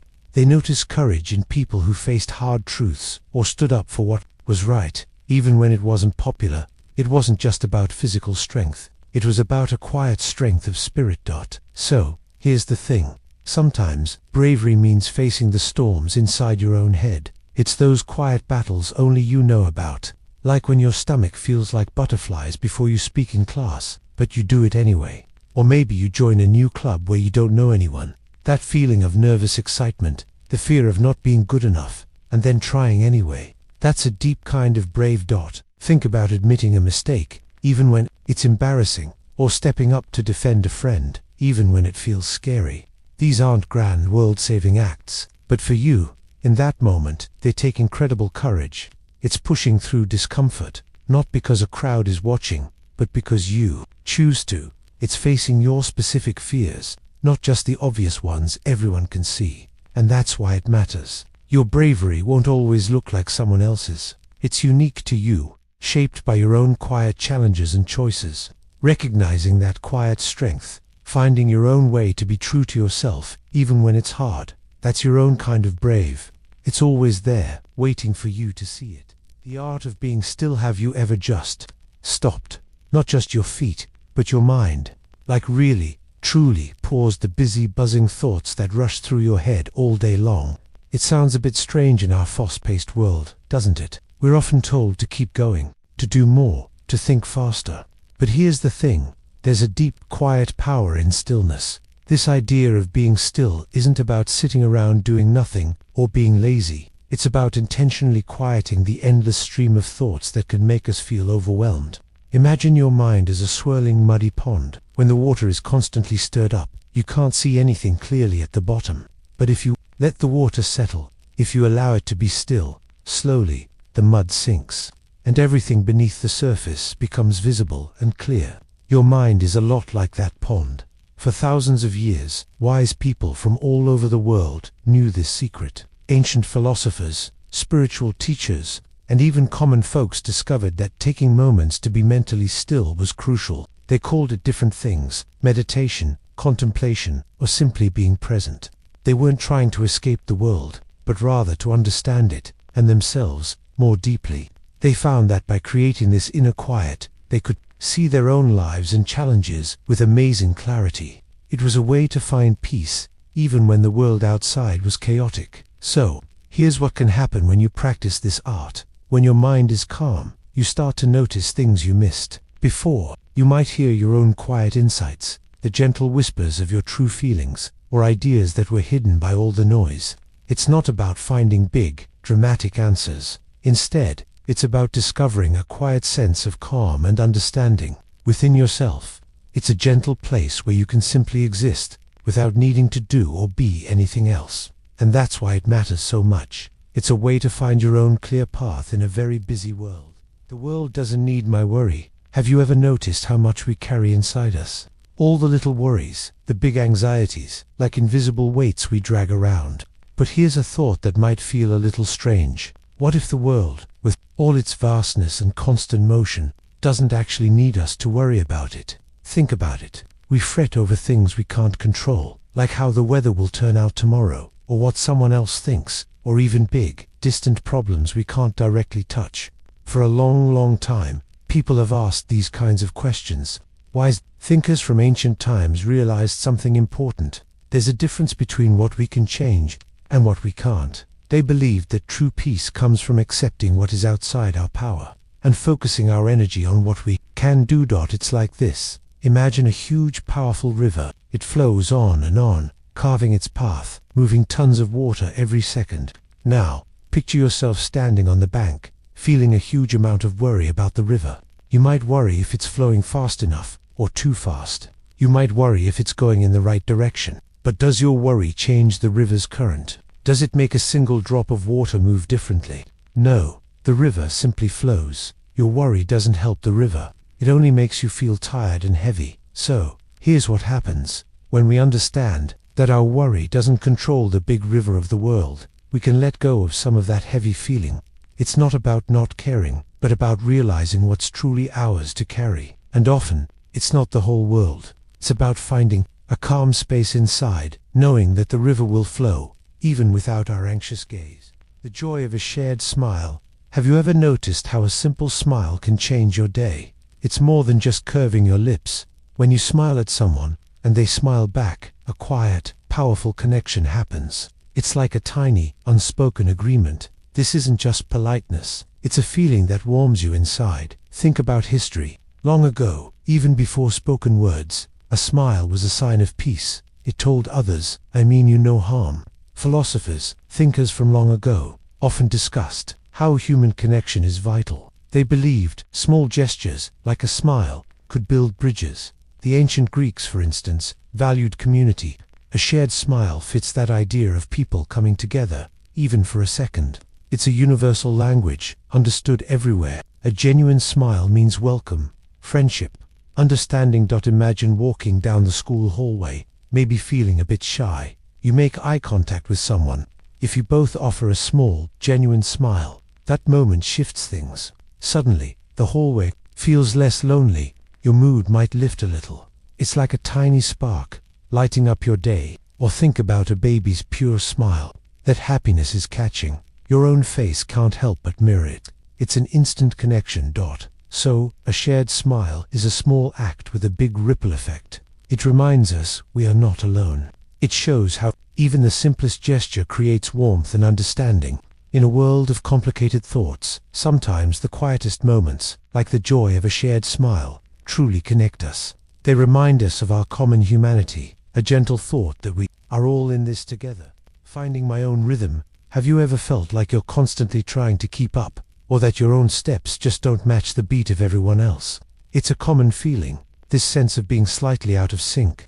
But what if the problem isn't you, but the idea that there's only one right rhythm for everyone? Finding your own rhythm means listening to the quiet hum inside you. It's discovering your natural pace, your unique way of moving through the world. Think of it like a piece of music. Every instrument has its part, its own notes and silences. But a song only truly sounds right when each instrument plays at its own natural tempo, blending beautifully with the others. It's about finding your unique tempo. People have thought about this for a very long time. Wise thinkers from ancient Greece to distant lands often spoke about knowing yourself deeply. They believed that when you truly understand who you are, your inner strengths, your needs, your natural energy, you can live more genuinely. It's not about being selfish. Instead, it's about honoring the beautiful, complex song of you, letting it play out as it's meant to. This kind of self helps you move with purpose. Here's an example. Imagine a team practicing for a relay race. One runner might have a long, powerful stride, while another is quicker with shorter steps. If they both try to force the exact same stride, they'll stumble, get tired, and maybe even drop the baton. But when each runner understands their own best way to run, they can pass it smoothly, creating a powerful, flowing motion. That's like finding your rhythm in daily life. It's about understanding your best way to learn, to relax, to connect. Maybe you study best in short, focused bursts, or perhaps you need long, quiet stretches. So, Here's the thing, when you find your own natural rhythm, the constant need to overthink or worry often just fades away. There's a calming, quiet peace in moving at your own unique pace. It's like the world finally breathes with you, instead of you endlessly trying to keep up with its hurried beat. And that feeling, it's a wonderful kind of calm that brings your busy mind to a gentle rest. It's the quiet understanding that your own beat is enough. The ground beneath my feet. Have you ever really felt the ground beneath your feet? Not just walked on it, but truly felt its quiet strength. We often take for granted this solid earth holding us up. But here's the thing. The ground beneath our feet isn't just dirt or pavement. It's also about what we feel is real and true, what we rely on to make sense of the world. It's the foundation of our thoughts, the basic ideas we build everything else upon. For a long, long time, people have wondered about this. Ancient thinkers, like those in Greece, would ask, is anything truly solid? Can we really trust what we see and feel? They knew that if your basic ideas are shaky, then everything you build might be shaky too. This isn't just about rocks. It's about certainty. What do you absolutely know to be true? Think about it like this. Imagine you're trying to build a really tall tower out of Legos. You need a flat, stable surface to start, right? If your table wobbles, your amazing tower will likely fall, no matter how carefully you stack the blocks. Our most basic beliefs are like that table. If we think the sky is green, or that kindness doesn't matter, those are our starting points. What we believe in our hearts, what we think is right or wrong, that's our personal ground. Sometimes, this ground can feel shaky. Maybe you learn something new that changes how you saw things. Or maybe a friend you trusted lets you down. That feeling of the ground shifting can be unsettling. But here's what I found. It's okay for the ground to shift. It means we're learning and growing. It means we're exploring new foundations, building a deeper base for our understanding. It's about finding inner balance, even when the world feels uncertain. The story ends here. Have you ever wondered what it would be like if a thought, instead of leading to another, just ended? Not solved, not put away, but truly faded into quiet. Our minds are often so busy, like a constant stream of messages and questions. But what if that stream could sometimes gently quiet, leaving a deep stillness? For thousands of years, people have explored this idea. Ancient thinkers, especially in Eastern traditions, weren't trying to stop all thinking. That's not the goal. Instead, they learned to watch their thoughts, paying close attention without judgment. This practice, over time, can lead to moments where the mind grows very quiet. It's like a lake full of ripples, suddenly becoming perfectly still, reflecting the sky. The thoughts might still be there, but they lose their power to pull you along. Think about a time you were completely absorbed in something simple, maybe listening to your favorite song, or watching clouds drift across the sky. For those moments, your mind wasn't buzzing with homework worries. It was just present. You weren't trying to not think. Your attention was so focused that the usual mental chatter simply quieted down. It's a bit like when you finish a really big, complicated puzzle. After the last piece goes in, your brain just settles, not thinking about the puzzle anymore, but resting in the completion. This ending of thought isn't about becoming empty-headed or losing curiosity. It's more like finding a quiet room inside your mind, a place of deep rest.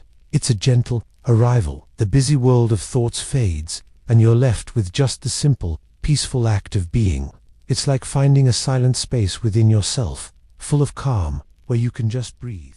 When less is truly more. Have you ever noticed how sometimes, the more stuff we get, the heavier we feel? Our minds can get crowded, just like a messy room. It's a strange idea, isn't it, that having less could actually give us more. Here's the thing. Less is more isn't just about cleaning your closet. It's about finding richness in simplicity. By taking away what isn't needed, what's left shines brighter. Think about a quiet path in nature versus a busy city street. One is full of noise, the other offers calm. It lets you truly see a single leaf, or hear a bird's song. It helps you focus. People have thought about this for ages. Ancient thinkers, like the Stoics, believed true happiness came not from having lots, but from wanting little. They focused on their character, thoughts, and actions. They found peace in what they controlled. Writer Henry David Thoreau lived simply in a cabin. He found simplifying his outer life made his inner life richer. Imagine you're trying to solve a tough math problem. If you try to do everything at once, it feels overwhelming. But if you break it down, focusing only on the main parts, it's suddenly clearer. A simpler approach makes it easier. Or think about your phone. Too many apps make it slow, pulling you in every direction. But with only needed apps, your phone runs faster. Your mind feels less cluttered. You gain focus. Maybe the secret isn't adding more to our lives, but thoughtfully removing. Ask ourselves, what truly helps? What brings peace? When we clear away the noise, like too many distractions or worries, we make space. In that space, we might find quieter joy, clearer thought, or a deeper understanding of what matters most. It's about feeling complete, not from wanting, but from the calm of having enough. The gift of feeling everything. Have you ever wished you could just not feel anything? Maybe when you're hurt, or everything feels overwhelming. It's a natural thought. But what if all those feelings, even the tough ones, are actually a kind of superpower? Here's the thing. To feel deeply is to be truly alive. Imagine a world without any feelings. No joy, no sadness, no wonder. It would be quiet, yes, but also empty. For thousands of years, wise people knew our emotions weren't just random. They were signals. They saw feeling as a core part of being human, a sign of our connection to life itself. It shows you are truly here. Think about a musician playing a song. A song isn't just one note repeated. It has high notes, low notes, fast parts, slow parts, quiet moments, and loud bursts. Each part creates the full beauty of the music. Our feelings are like that. Quiet peace, quick anger, long sadness, bright laughter. They all come together to make the unique song of your life. When we allow ourselves to feel everything, we're not just surviving, we're truly living. We taste joy more fully because we know what sorrow feels like. We appreciate calm after a storm. This deep well of feeling isn't a burden. Instead, it's a gift. It helps us connect deeply with the world, understand ourselves, and live a life rich with meaning.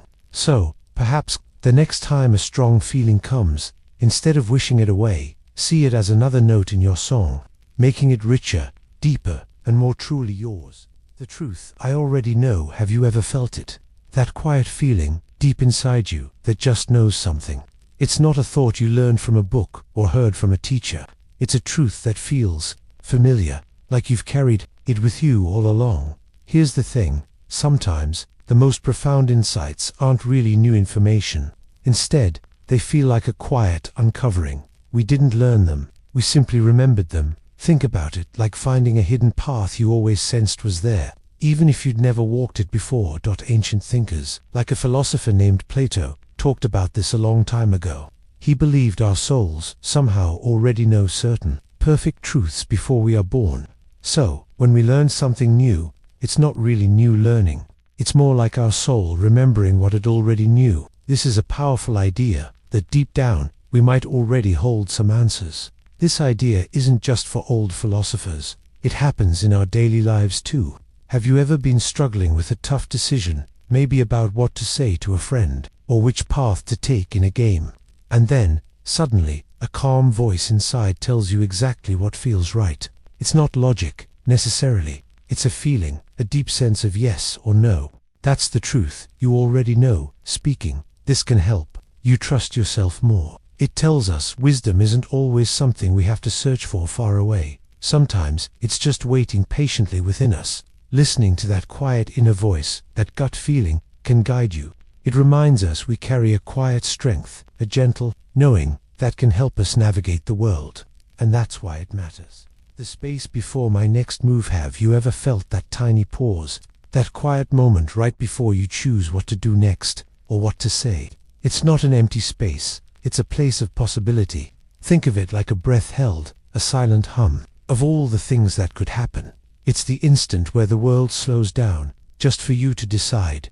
Ancient thinkers, long ago, spent a lot of time thinking about this exact moment. They believed there was real power in that pause, not just in doing things quickly, but in taking a breath and choosing wisely. They knew that rushing often leads to mistakes, but waiting, even for a split second, lets you gather your thoughts. It lets your mind reach out and touch all the different paths ahead.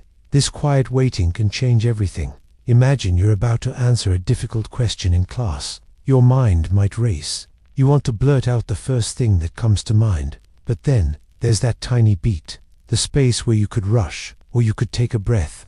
In that pause, you might recall something you learned, or you might think of a kinder, clearer way to explain your idea. That small gap gives you a chance to make a better choice. It's like a pitcher on the mound, taking a moment before throwing the ball. He's not doing nothing. He's gathering his focus.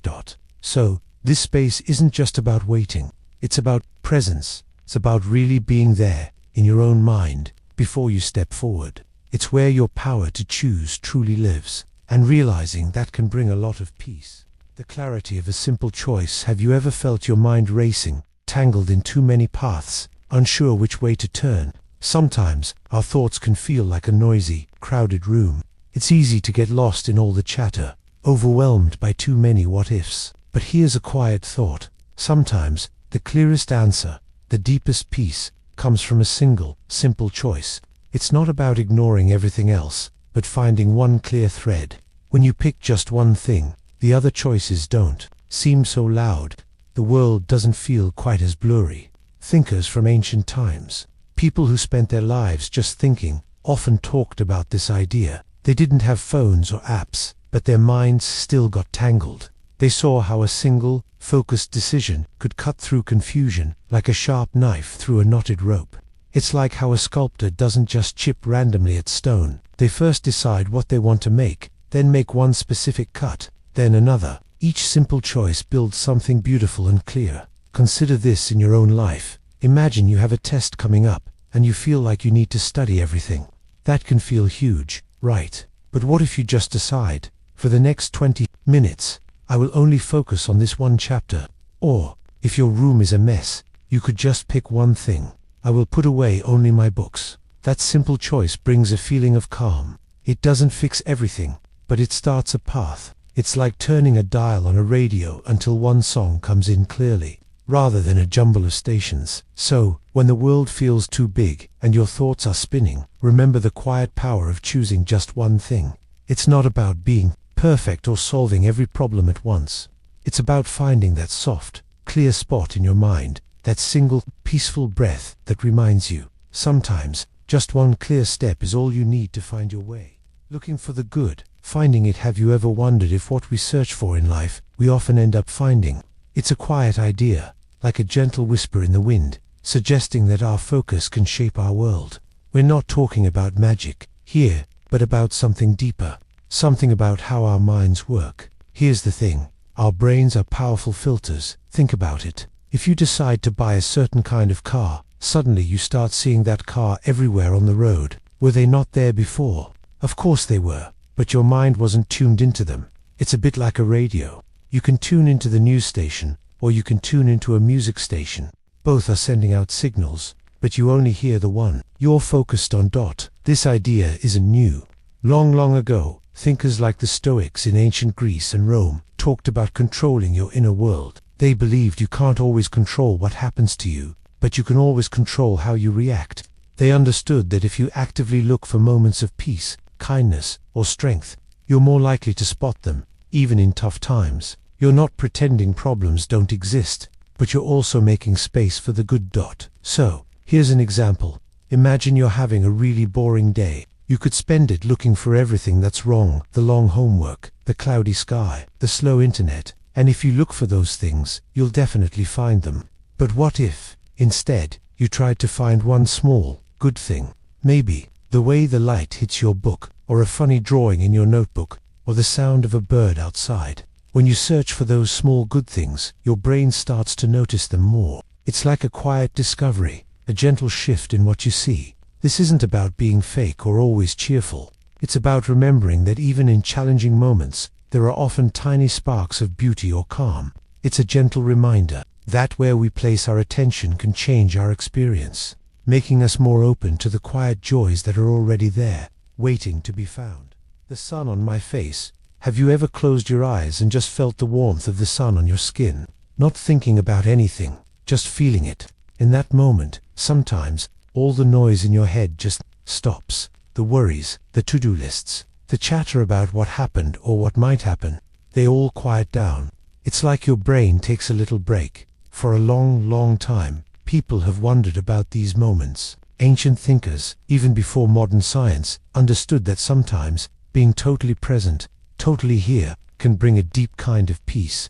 They didn't have cell phones or endless homework, so maybe they felt these moments of pure presence more often. They saw how simple feelings could make your mind just settle down. Think about it like this. When you're really focused on the smell of freshly baked cookies, or the cool splash of water on a hot day, your brain isn't planning tomorrow's lunch. It's just experiencing that thing. Your senses are powerful. They pull your attention from the swirling thoughts and anchor you right here, right now. It's like a short vacation for your brain, a moment when the world outside becomes more real than the world inside your head. And here's what I found. Those moments, whether it's the sun, or a smell, or a sound, are tiny windows. They show us that we don't always have to be caught in our thoughts. We can just be. We can feel the warmth, hear the quiet, and for a short time, just exist. It's a gentle reminder that peace isn't something far away. Sometimes, it's as close as the sun on your face, waiting for you to simply feel it. My own quiet strength, my own quiet strength. Have you ever felt a quiet hum inside you, even when the world around was loud? It's a feeling of stillness, a deep sense of knowing who you are, no matter what happens. This is what we mean by quiet strength. It's not about yelling the loudest or being the most popular. It's a power that doesn't need to prove itself. It just is. Think about a giant redwood tree. It stands tall for hundreds of years, facing wind and storm. It doesn't shout about its strength. Its roots go deep, holding it steady. It quietly endures, growing stronger. That's a good picture of inner strength. Long ago, thinkers understood this. They saw life as ups and downs. They knew true power wasn't in controlling things outside you. It was about controlling how you reacted, how you felt inside. You can find a steady calm. It's like a deep well of water. The surface might ripple, but deep down, the water is still and clear. This quiet strength is often found in small, everyday moments. Maybe it's choosing kindness, even when someone isn't kind to you. Maybe it's focusing on homework when you'd rather play, or simply taking a moment to breathe when overwhelmed. It's not a grand gesture. It's a steady, gentle push forward, from inside you. So, here's the thing. This strength is always there, waiting. You don't have to search for it outside yourself. It's already part of who you are, like the steady beat of your heart. And knowing that can bring a deep, comforting peace, especially when things feel uncertain. It's your own, true, quiet power, always there to lean on. The river flows on. Have you ever stood by a river and just watched it? The water flows, always moving, always rushing by. It looks like the same river, right? But the actual water you saw a moment ago is already far downstream. A wise person from a long time ago, named Heraclitus, said something powerful about this. He said you can never step into the same river twice. Think about that for a moment. The water is constantly new. Every drop is fresh, moving on its way. Here's the thing. Our lives, our feelings, and even our thoughts are a lot like that river. They are always in motion. The person you were yesterday isn't exactly the person you are today. You've learned something new, or had a different experience, or even just had a good night's sleep. And that's why it matters. We often try to hold on to moments, or feelings, or even problems. We might feel a certain way and think, this is how I'll always feel. But then, just like the river, that feeling starts to shift. It changes. Maybe slowly, maybe quickly, but it changes. Consider your own mind. A thought comes, and then it goes. Another one appears. You might worry about a test, and that worry feels huge. But later, maybe after the test, or even just after, talking to a friend, that worry might shrink or completely disappear. Your thoughts are not solid stones. They are more like the flowing water. They move, they change. This can help you. It means that no feeling, no problem, no moment is truly stuck forever. Everything is in motion. So, when something feels heavy, remember the river. It keeps flowing, and so do you. There's a quiet beauty in knowing that everything flows, and that you are part of that constant, gentle movement. There's peace in letting things pass, like water under a bridge. This is exactly where I need to behave. You ever felt a deep stillness, like everything just fits? A quiet sense that you are right where you are meant to be. It's not about fate, or thinking every tiny thing is planned out. Instead, it's a calm understanding that this moment, right now, is exactly where your story is unfolding. It's the ground beneath your feet. Think of it like this. For thousands of years, people have looked at the world and wondered about their place in it. Ancient thinkers, from different lands and different times, often talked about accepting what is. They believed in finding peace, not by changing everything around them, but by understanding their own spot in the big picture. It's about being present with what is, instead of always wishing for what isn't. Imagine you are on a long walk. Sometimes the path is smooth and clear, bathed in sunlight. Other times, it might be rocky, or wind through a dense forest. There could be twists and turns you didn't expect, but every step you take, every patch of ground you cover, is part of your journey. You wouldn't be walking your path if you weren't on this very part of it, right now. The bumps and the breezes, the easy stretches and the hard ones, they all make up the unique adventure of getting from one place to the next. So, here's the thing. Instead of always looking ahead or wishing for yesterday, pause. Feel this moment. It holds lessons, quiet strength, and a part of who you are becoming. This present moment, even with its worries or wonders, is not a mistake. It is exactly where you are, and exactly where you need to be to take your next breath, to learn your next lesson, to feel your next feeling. It is simply, wonderfully, here.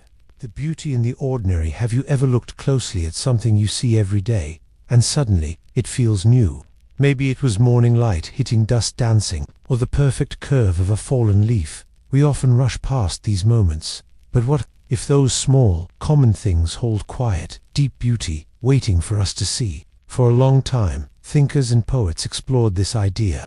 Ancient thinkers found peace, not in big adventures, but in simple daily life. True happiness wasn't about what you owned.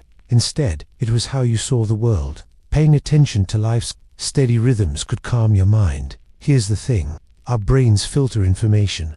They learn what's important to help us get through the day. So, they often ignore the hum of the refrigerator, a brick wall's texture, or a cloud's shape. But when you pause and really focus on one of these ordinary things, something shifts. It's like turning a common stone in your hand. You see its tiny details, its unique pattern. Think about a simple glass of water. It's just water, right? But look closer. See the light reflect off its surface. Notice tiny bubbles. Feel its coolness. Taste its simple refreshment. This plain glass is more than a drink. It's a moment. It connects you to something basic. It's a quiet happening, right there, and that's why it matters. When we truly see the ordinary, beauty isn't just in mountains or sunsets. It's in the quiet hum of the world, in things we usually miss. This helps you feel more grounded, more present. It helps you find little pockets of calm and wonder.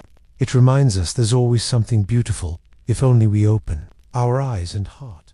A deep sigh, a soft release. Have you ever had a thought that just felt heavy, like a backpack full of rocks you've been carrying all day? What if, for a moment, you could just set it down? That's kind of what we mean by ending thought. Not stopping your brain forever, but finding a moment of release. It's about letting a thought complete its journey, and then simply letting it go, like exhaling deeply after holding your breath. For thousands of years, people have wondered about this feeling. Ancient thinkers, especially in places like India and China, explored ideas about inner peace. They weren't trying to make your brain blank. Instead, they focused on becoming aware of their thoughts. They watched them, allowing them to pass, like clouds drifting across the sky. They believed that when you truly see a thought, understand it, it loses its power to cling. Then, you can release it. Think about what happens after a big test at school. You've studied, worried, filled your head with facts. Your brain is buzzing. But then, when you hand in that paper, there's often this quiet moment, right? A sort of mental exhale. The tension drains away. For a few seconds, you're not thinking about the next question or the grade. You're just ... there. That's a small release of thought. Or maybe it's when you're really focused on building something, like a Lego castle. For a while, all other worries fade. When you place the last brick, there's a satisfying quietness in your mind. It's about giving your mind a break, a little pause. It's like pressing the pause button on a video game, not to quit, but to just breathe and look around. This feeling of release isn't about being empty. It's about creating space inside yourself. It's a quiet opening for something new, or simply a moment of peace, and that quiet space can feel as comforting as a deep sigh. The only moment that exists. Have you ever stopped to truly think about now, like this very second? It's a strange idea, isn't it? We often live with our minds drifting back to yesterday, to what we said or did. Or maybe we're already rushing forward, planning for tomorrow, for what comes next. But here's the thing, yesterday is gone. It's just a memory now, a story we tell ourselves, and tomorrow, it hasn't happened yet. It's a dream, an idea, something we imagined. So, where does that leave us? It leaves us right here, right now. This exact moment is the only one that truly exists. It's the only place where life actually happens. Many wise thinkers, going back thousands of years, have pointed this out. Ancient philosophers, and even many spiritual teachers, understood this deep truth. They realized that spending all our time caught in the past's shadows or the future's fog means we miss the only moment we actually have. Think about it like this. Imagine you're riding a bicycle. You're not looking back at the path you just covered, right? And you're not staring way down the road, trying to see every turn ahead. You're focused on the path right in front of your wheels, making tiny adjustments, feeling the air, seeing the immediate world around you. That's being in the present. You are right there, pedaling, experiencing. This is where true living takes place. It's not in the echoes of what was, or the whispers of what might be. It's in the quiet hum of this very breath, the simple act of listening, or the feeling of your feet on the ground. When we learn to be here, in this moment, we can find a quiet strength, a kind of peace. We realize that everything important, everything real, is happening right now. And that's a beautiful thing to know. What if this is perfect? Have you ever looked at something, maybe a cloud floating by, or the way sunlight falls through a window, and just felt a quiet sense of rightness? We often spend our days wishing for things to be different, to be better, or to be truly perfect. We imagine a flawless future, a moment with no problems at all. But here's a curious thought. What if the perfection we search for isn't in a future without flaws, but in accepting what is right now? Many thinkers, long ago, in places like ancient Greece, explored this idea. They didn't always aim for a world where everything was easy or exactly as they wanted. Instead, they sometimes focused on finding peace by understanding and accepting reality. They believed that our struggles, our quiet moments, and even our small mistakes are all part of the path. It's not about giving up, but about seeing the beauty in the journey, exactly as it unfolds. Think about a seashell you might find on the beach. It's not smooth like a manufactured toy. It might have small chips, a rough edge, or a faded color from the ocean's journey. But those very imperfections tell its story. They show where the waves shaped it, where other creatures might have touched it. And in that unique way, it is perfectly a seashell. It doesn't need to be fixed or changed to be beautiful and special. Its flaws are part of what makes it real, what makes it unique. So, here's the quiet question to hold on to. What if this very moment, with all its challenges, its learning, and its small, ordinary joys, is already just right? What if perfection isn't about making everything flawless, but about seeing the quiet beauty and the deep meaning in what is? It's a gentle thought, like a soft breath. Maybe the world, maybe even you, are perfect just as you are, right now, in this very moment. The comfort of knowing my limit. Have you ever stopped to think about what happens when you truly know what you can't do? Not in a way that makes you sad or feel small, but in a way that brings a quiet calm. This isn't about giving up. It's about finding peace and understanding where our own personal edges lie. It's a gentle acceptance, like knowing a bird can't swim like a fish. And that's perfectly okay. Here's the thing. Understanding our limits isn't a weakness. It's actually a deep strength. For centuries, thinkers have talked about the importance of know thyself. Ancient Greek philosophers believed that true wisdom began with understanding what you don't know and what you can't do. It's about being real with yourself, not trying to be everything to everyone, or do everything perfectly. Think about a builder. A good builder knows the limits of their materials. They know how much weight a beam can hold, or how tall a wall can be, before it needs extra support. If they try to build beyond those limits, the whole structure might collapse. But by respecting those boundaries, they create something strong and lasting. It's like that with us. When you know you're great at drawing, but maybe math isn't your strongest subject, there's a comfort in that. You can focus your energy on what you do well, and maybe ask for help with the math. This can help you avoid stress and frustration. You don't have to pretend to be a math genius if you're not. So, The comfort of knowing our limits is a kind of freedom. It frees us from endless striving and the pressure to be perfect at everything. It lets us choose our path more clearly, respecting our true selves, and that's why it matters. It brings a calm kind of wisdom, a soft place to land in a noisy world. The light that never fades. Have you ever wondered if there's a part of you that can't be touched by change? A quiet, steady glow that always stays, no matter what happens around it. It's a feeling many people have thought about for a long, long time. Our thoughts, our feelings, even our bodies are always shifting. They grow, they learn, they change with every new day.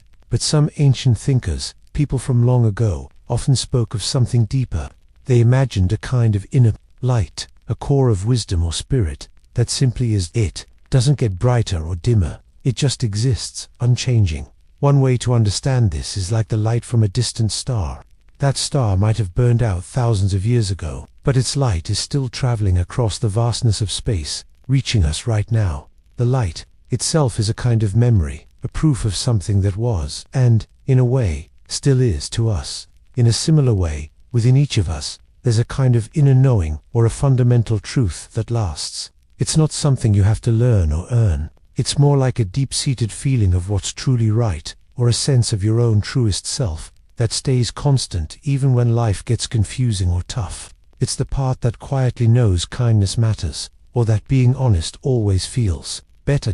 So, here's the thing. This enduring light isn't a magical power. It's more like a gentle reminder that some truths within us, and about the world itself, are deeply, wonderfully constant. It's the quiet voice that reminds you who you truly are, even when everything else feels uncertain or shifts around you. Knowing this light exists can bring a real calm feeling, a sense of peace, because you understand that not everything has to change. Some things simply are, and they are beautiful. Always finding peace in my own space. Have you ever felt a quiet longing, a need to simply be somewhere just for you?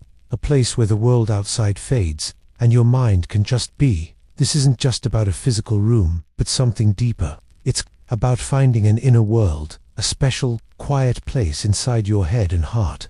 This space is a sanctuary, a soft, gentle spot where you can truly feel safe, completely yourself, and totally at peace. Your thoughts can finally spread out and breathe there. Think about it like this. Even way back, people understood the power of a calm, private spot. Ancient thinkers, like the Stoics in ancient Greece, talked about finding inner peace, no matter what was happening around them. They believed in finding stillness within yourself. Monks would often retreat to quiet monasteries, and poets would seek out lonely fields or silent attics.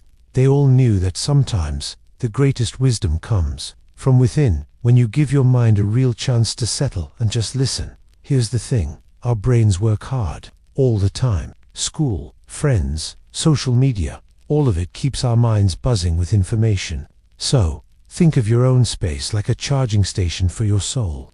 It could be reading a favorite book under a comfy blanket, listening to music with headphones on, or even just sitting by a window, watching the clouds pass. It's that quiet moment when you pull away from all the noise and just let your thoughts drift.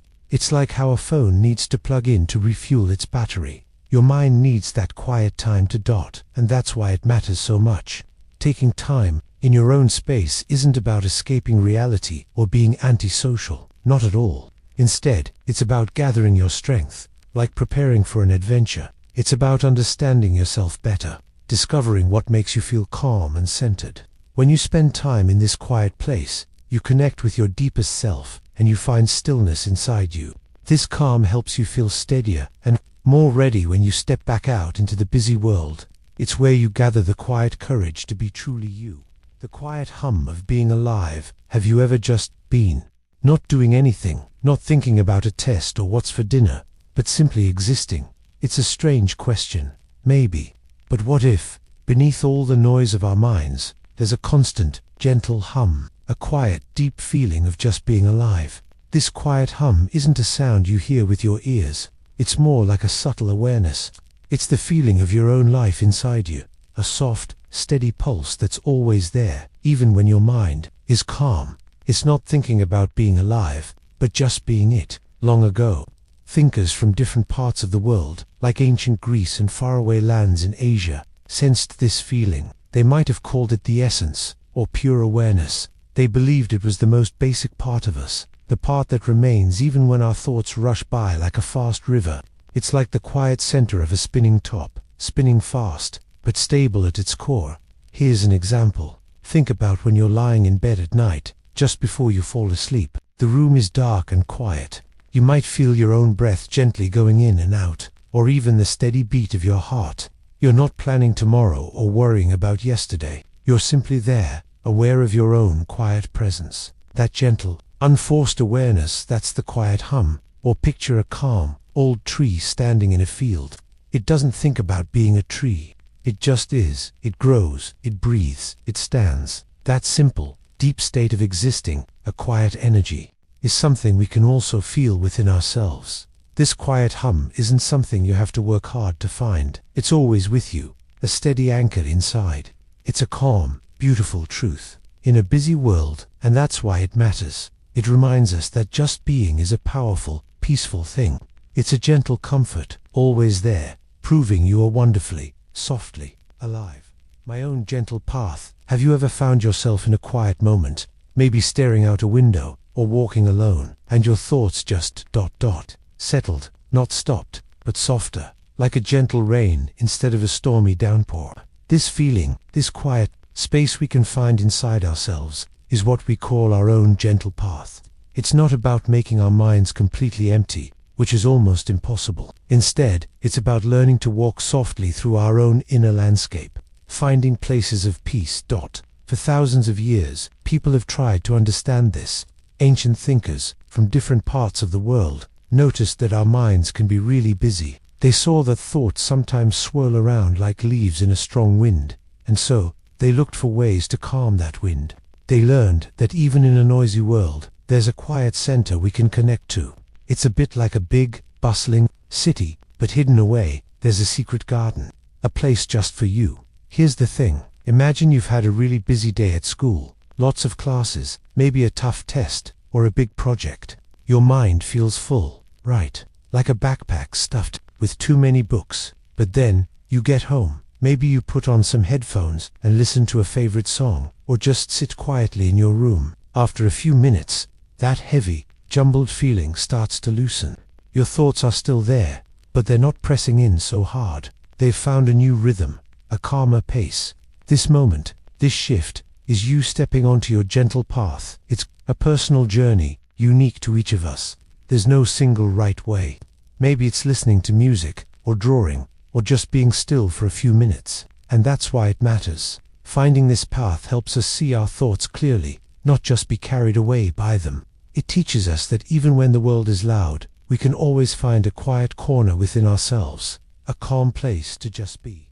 The sky holds all answers. Have you ever just looked up at the sky? Really looked, not just at clouds, but at the endless blue during the day, or millions of stars at night? And maybe, for a moment, you felt tiny, yet somehow, things made a little more sense, or at least, the big questions didn't feel so heavy. For a long time, humans have looked to the sky for answers. Before science, people saw gods in the sun and moon.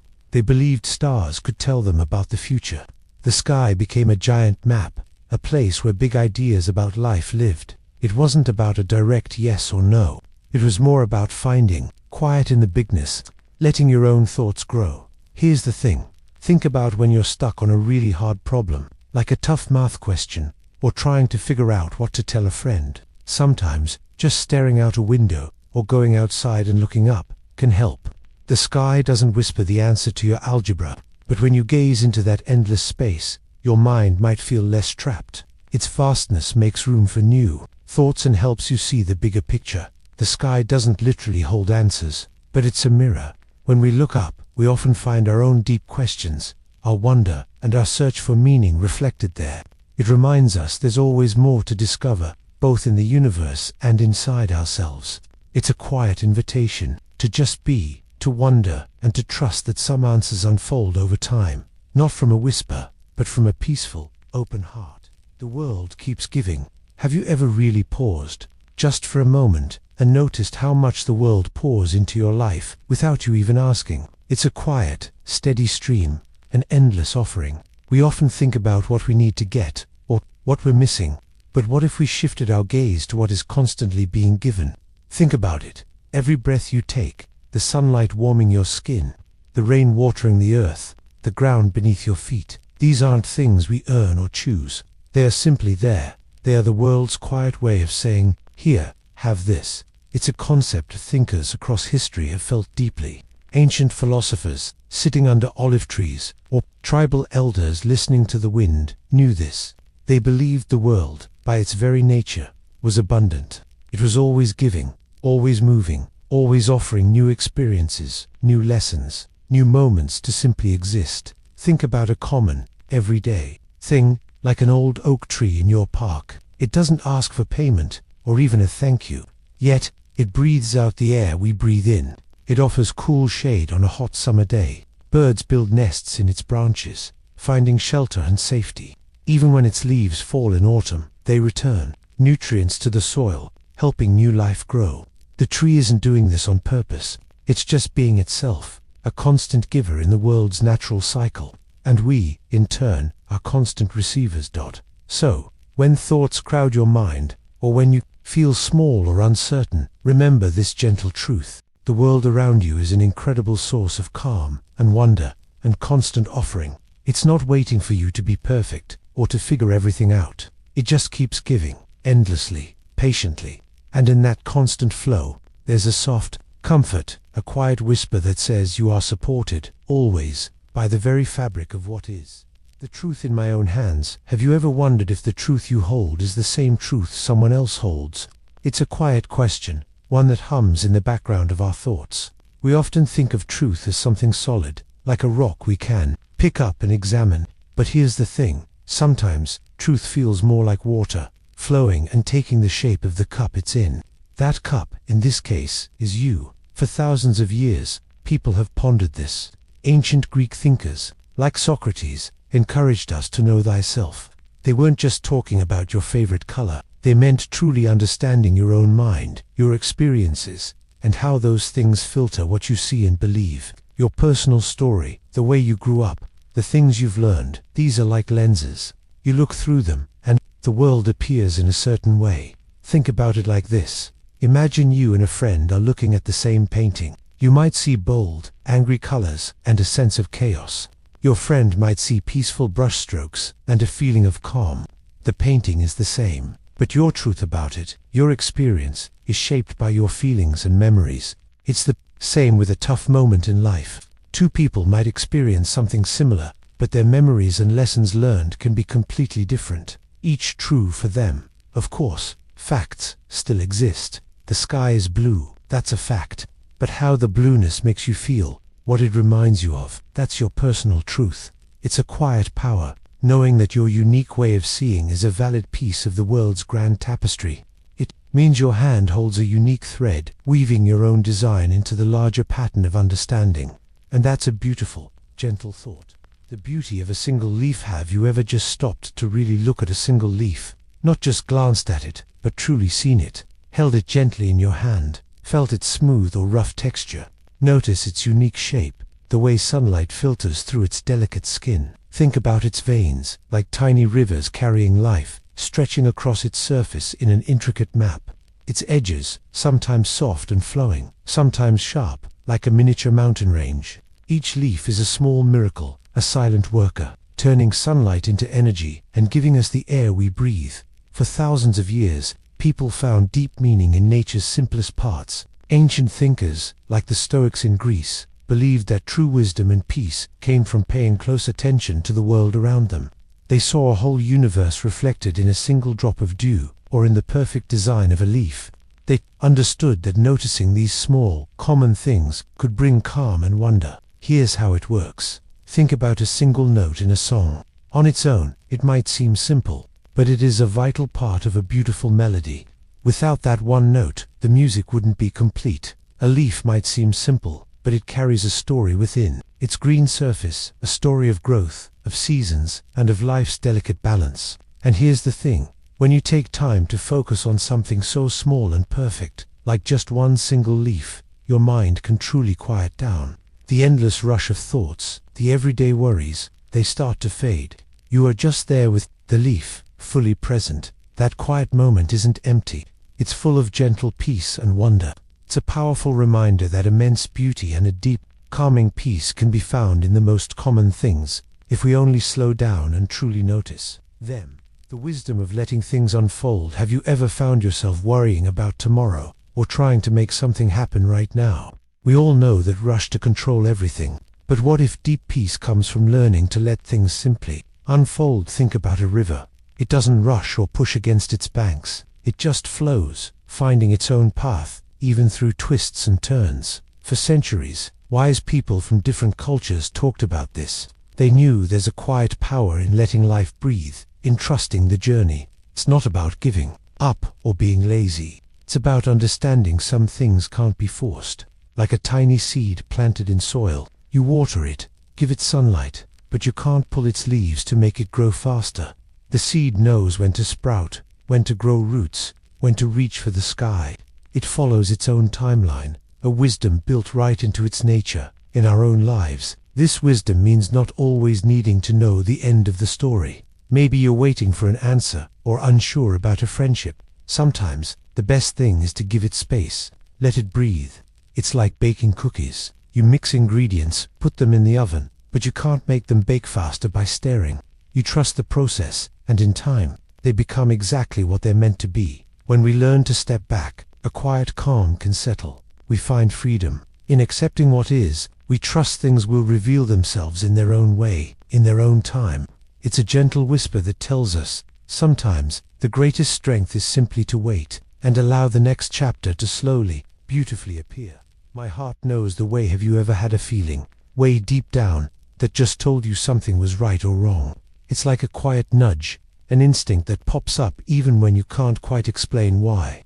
This feeling, this inner compass, is often what we mean by my heart knows the way. It's not just about emotions, like being happy or sad. It's a deeper kind of knowing, a wisdom that feels ancient and true. For thousands of years, people have talked about this inner voice. Think about old stories or traditions where folks listened to their dreams, or the whispers of nature, or simply a powerful gut feeling. They believed there was a different kind of smartness, not just from books or logical steps, but from within themselves. It's like our whole self, not just our brain, collects information and helps us understand things on a deeper level. Here's an example. Imagine you're walking home, and suddenly, for no clear reason, you decide to take a different street. Later, you find out there was a big detour or a problem on your usual route. Or maybe you're about to say something, and a quiet feeling tells you to pause, to think a moment longer. This isn't magic. Sometimes, your brain picks up tiny signals, things you don't even consciously notice, like a shift in someone's voice, or a shadow on the path ahead. Your heart or gut processes these tiny bits of information super fast and sends you a feeling, a subtle warning or a green light. It's your deep mind trying to guide you. So, my heart knows the way is about listening to that quiet whisper inside you. It's about understanding that we have a powerful inner guide, a sort of wise friend. This inner knowing can help us navigate tricky situations, make kinder choices, and find our own unique path in a sometimes noisy world. Learning to trust it, even just a little, can feel like finding a calm, steady place within yourself. The silence after the rain. Have you ever noticed how quiet the world gets right after a big rainstorm? The thunder stops, the drops slow down, and then, just a deep stillness. It's like the whole world takes a soft breath. Our minds can be a lot like that storm, full of swirling thoughts, worries, and ideas. We think about school, friends, what's for dinner. It can get really loud inside our heads. But then, sometimes, there's a moment, a pause. This is the silence after the thought storm. It's not about stopping thinking completely. That's pretty much impossible. Instead, it's about finding those quiet spaces between thoughts, or after a big burst of thinking. Think of it like a blank page in a notebook, waiting. For thousands of years, people have noticed this feeling. Ancient thinkers, from different parts of the world, talked about the importance of inner quiet. They believed that in these silent moments, we can see things more clearly, without all the usual noise. It's a bit like when you clear your desk. Suddenly you can find what you're looking for, easily. Here's a good way to picture it. Imagine, you've just finished a really tough math test. Your brain worked so hard, pulling facts and solving problems, You put your pencil down, and for a second, there's this feeling of quiet. All the numbers and equations just fade. That moment, right there, is a taste of this silence. It's a natural reset. This space, this quiet after the mental rain, is where we can truly rest. It's a gentle place where new ideas can quietly form, or where we can just simply be. It reminds us that even after the busiest times, there's always a calm waiting, a chance to just breathe and feel the peace. Quiet moments are just as important as noisy ones. The freedom of just being. Have you ever felt like you always need to be doing something? Like there's this quiet pressure to achieve, to be better, to always be on the move. It's a common feeling, this push to be productive. But what if there was a different way to think about things? What if the greatest freedom wasn't about all the things you do, but simply about being? This idea explores a calm space inside us. It's where we can just exist, without needing to prove anything, without chasing the next big thing. It's about finding a quiet center, right where you are, right now. For thousands of years, people have thought deeply about this. Ancient thinkers, from different parts of the world, often talked about the wisdom of simply being. They weren't focused on getting rich or famous, but on finding inner peace. They believed that by letting go of constant wanting, we could find a deep calm. It's like stopping to really feel the sun on your face, or the quiet of a morning. Instead of planning out your whole day, think about a tree outside your window. It doesn't try to be anything else. It doesn't worry about growing faster or being taller than the tree next to it. It just is. It stands there, rooted, breathing, living through the seasons. When you're feeling overwhelmed, maybe by or social media, or what you'll do in the future, try to be like that tree for a moment. Just sit, listen to the sounds around you, notice your breath. You don't have to fix anything or solve anything right then. Just be. It's like pressing pause on all the noise. This isn't about giving up on goals. It's about remembering that at your core, you are already whole and complete. The freedom of just being means knowing that you are enough, exactly as you are. It's a quiet truth that can calm the busiest mind, a gentle reminder that sometimes the most powerful thing you can do is simply exist, fully present, in this moment. What if I trusted myself? Have you ever had that quiet whisper inside your head, a feeling deep in your gut, telling you something? Maybe it was about a big or small decision. What if you always listened to that quiet voice? What if you truly believed it every time? This is what we mean by trusting yourself. It's not about being stubborn or always right. It's about tuning into your own inner knowing, that deep wisdom living within you. For a long time, people have thought about this idea. Thinkers from ancient Greece, for example, talked about knowing thyself. They believed understanding your own mind and heart was really powerful. It meant looking inside for answers, instead of always needing others to tell you what to do. It's like having your own personal, internal compass. This compass points you towards what feels true, even when the world outside feels confusing. Think about a time you had a strong feeling about something. Maybe you picked an answer on a test, then changed it. Later, your first choice was right. That first instinct, that gut feeling, that was your inner self guiding you. Or perhaps you felt a friend needed help before they said anything. Your intuition, a part of trusting yourself, was working. It's like your brain and your heart sending a quick, clear signal that it's not always easy to trust that inner voice. There's so much noise around us. People tell us what to do. Social media shows us what others are doing. But pausing, breathing, and listening to that gentle whisper inside can be real strength. It's a way to find your own path, to walk with a quiet confidence that comes from deep within. It lets you stand firm in who you are. The gift of unknowing. Have you ever thought about how much we don't know? It can feel a little scary, right? So many questions, and not enough answers. But what if not knowing everything was a gift? What if there was a quiet power in it? Here's the thing. Sometimes beauty lives in the empty spaces, in questions waiting to be asked. When we don't have all the answers, our minds stay open. We stay curious. We keep looking. Think about ancient thinkers, people like Socrates from old Greece. He famously said, the only thing he knew for sure was that he knew nothing. He understood the world was too vast, too amazing, to ever be fully grasped. He found wisdom in admitting his limits, in staying humble before life's great mysteries. Imagine you're standing on the edge of a great, unexplored forest. If you knew every single tree, every animal, every path before you even stepped in. Where would the adventure be? Where would the surprise come from? Discovery often comes from the unknown. It's like opening a brand new book. You don't know the story yet, and that's the exciting part. Every page turn, every new character is a discovery. You get to live the unfolding of something new. That's why it matters. The gift of unknowing is the freedom to explore. It's the space for wonder, for imagination to build new worlds. It lets us be present, right here, right now, experiencing things as they come, not trying to control every outcome. It allows us to be okay with mystery, to let life surprise us. Not every question needs an immediate answer. Sometimes, peace means letting a question sit, like a seed waiting to sprout. This quiet acceptance opens us, letting us simply be with the beauty of what is, and what might be.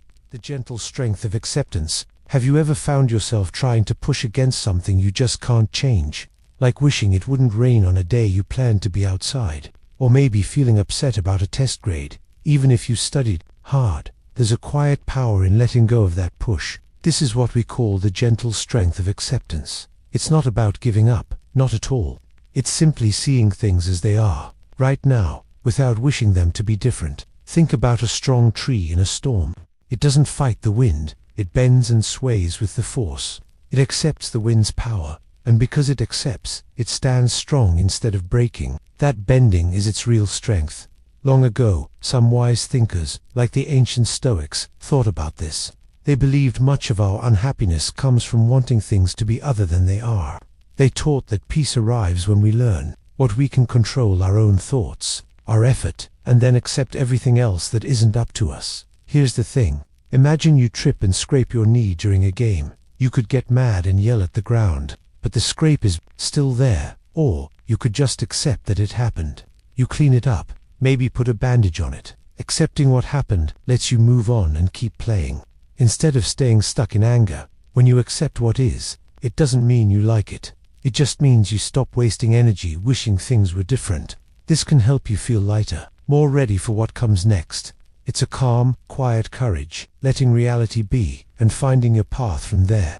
That's where a gentle, but very true, strength really begins. The world is not against me. Have you ever had one of those days where everything just seems to go wrong?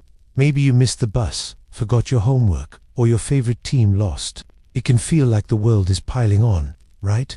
Like it's actively working against you. But here's the thing. The world isn't actually trying to mess with you. It's not a giant living thing with feelings. The bus didn't mean to be late for you. Your homework didn't decide to disappear. These things just happen. The world, at its core, is neutral. It just exists. It spins, clouds form, things break, people make mistakes. It doesn't pick sides. It's not out to get anyone. This idea isn't new. For thousands of years, wise thinkers have talked about how our problems often come from how we react to things, not just the things themselves. They understood that wind blows and life presents challenges. These things simply are. They don't have an agenda against you. It's a way of looking at life where you realize much of what bothers you isn't personal. It's just life unfolding. Think about a rainy day. When it rains, your outdoor plans might be cancelled. It can feel disappointing, like the rain ruined your fun. But rain isn't trying to ruin anything. It's just water falling from the sky. It helps plants grow, fills rivers. It's just doing what rain does. It's not mad at you. Our frustration comes from our own hopes, not from the rain itself. So, when things feel tough, remember this. The world isn't a villain in your story. It's more like a stage where things happen. Our power, our real strength, comes from how we choose to stand on that stage. It comes from how we interpret the script. When you understand this, a heavy weight can feel lifted. You realize you're not fighting the world. You're just learning to navigate it with a calmer heart. And that's a powerful thought to carry. My own inner son, have you ever noticed how, even on the cloudiest, greyest days, you still somehow know the sun is up there, just hidden? It's not gone, it's just not visible. What if you had something like that inside you, too? A quiet, steady source of light and warmth that's always there, even when things feel dark or confusing. This is what some people call your inner sun. It's not a real sun, of course. It's a deep, soft feeling, a kind of calm strength that lives inside your mind and heart. Think of it as your own personal well of peace, a hidden warmth that can keep you steady when the world feels wobbly. This idea isn't new. For thousands of years, wise thinkers and ancient philosophers have explored this very concept. People like the Stoics, from ancient Greece and Rome, believed that true happiness and a calm spirit came not from outside events, but from how you chose to react to them, from your own inner world. They saw this inner space as a private, unbreakable fortress, a place where you could always find quiet and control, no matter how wild the outside storm. Your peace didn't depend on perfect weather. Here's the thing, imagine you're about to take a really important test, and your stomach is all or maybe you're trying to share an idea, and your voice feels small. Those are moments when the world feels big and a little scary. But then, you take a slow, deep breath. You remember that you've studied, or that your idea is good. You decide to just try your best, even if it feels tough.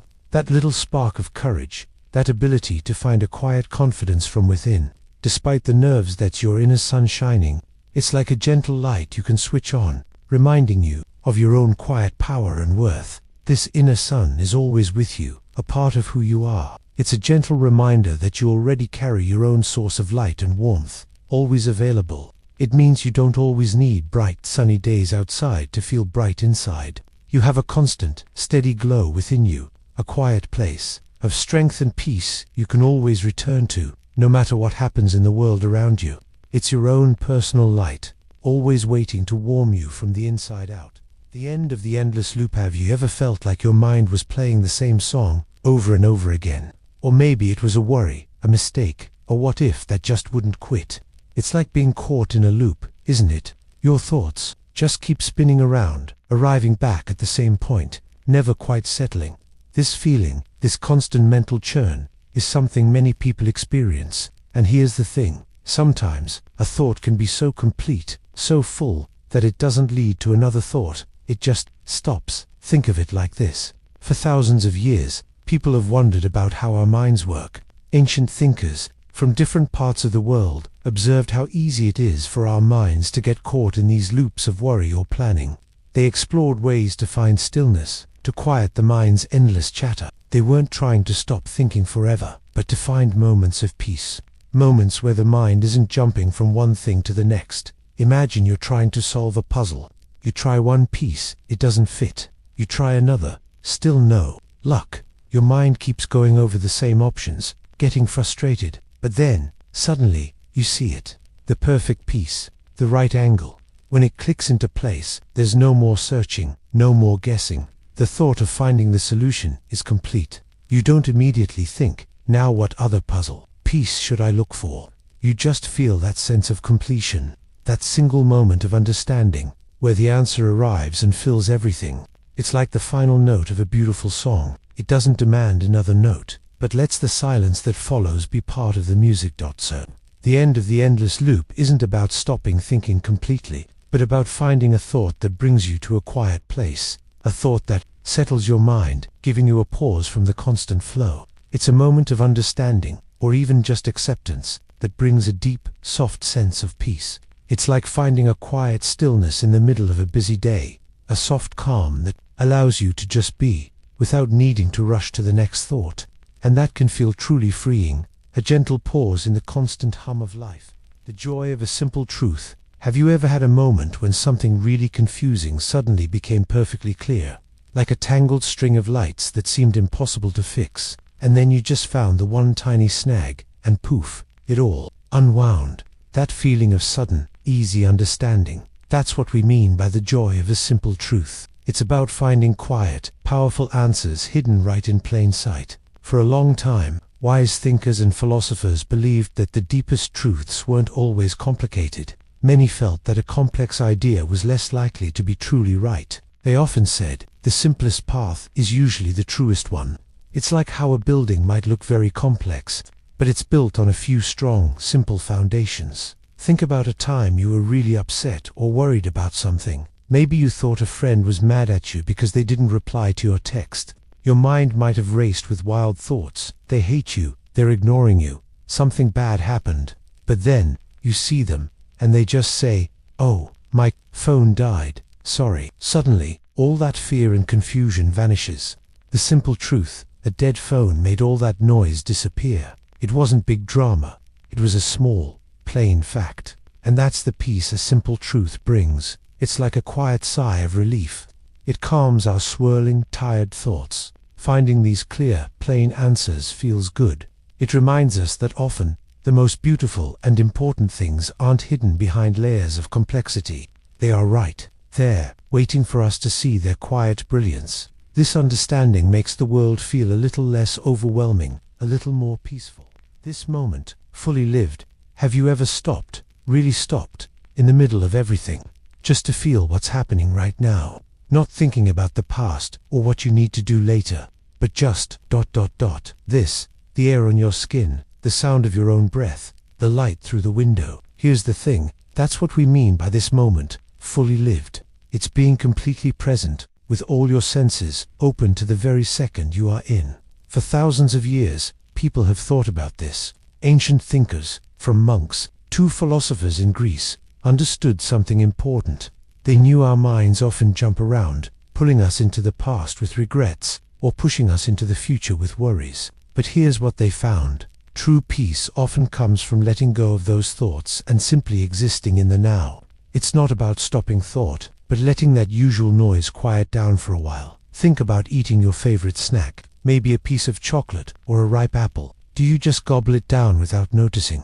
Or do you pause? You might look at its color, feel its weight, smell its scent. Then, when you take a bite, you truly taste it, the sweetness, the texture, how it melts or crunches. When you do that, for those few seconds, your mind isn't anywhere else. It's fully with the chocolate or the apple. That simple act is living a moment fully. It's like being a scientist studying a tiny dewdrop on a leaf. You don't think about dinner or homework. You only see the dewdrop, how it holds the light, its perfect shape. When we really live in the moment, that stream of thoughts can pause, and that's why it matters.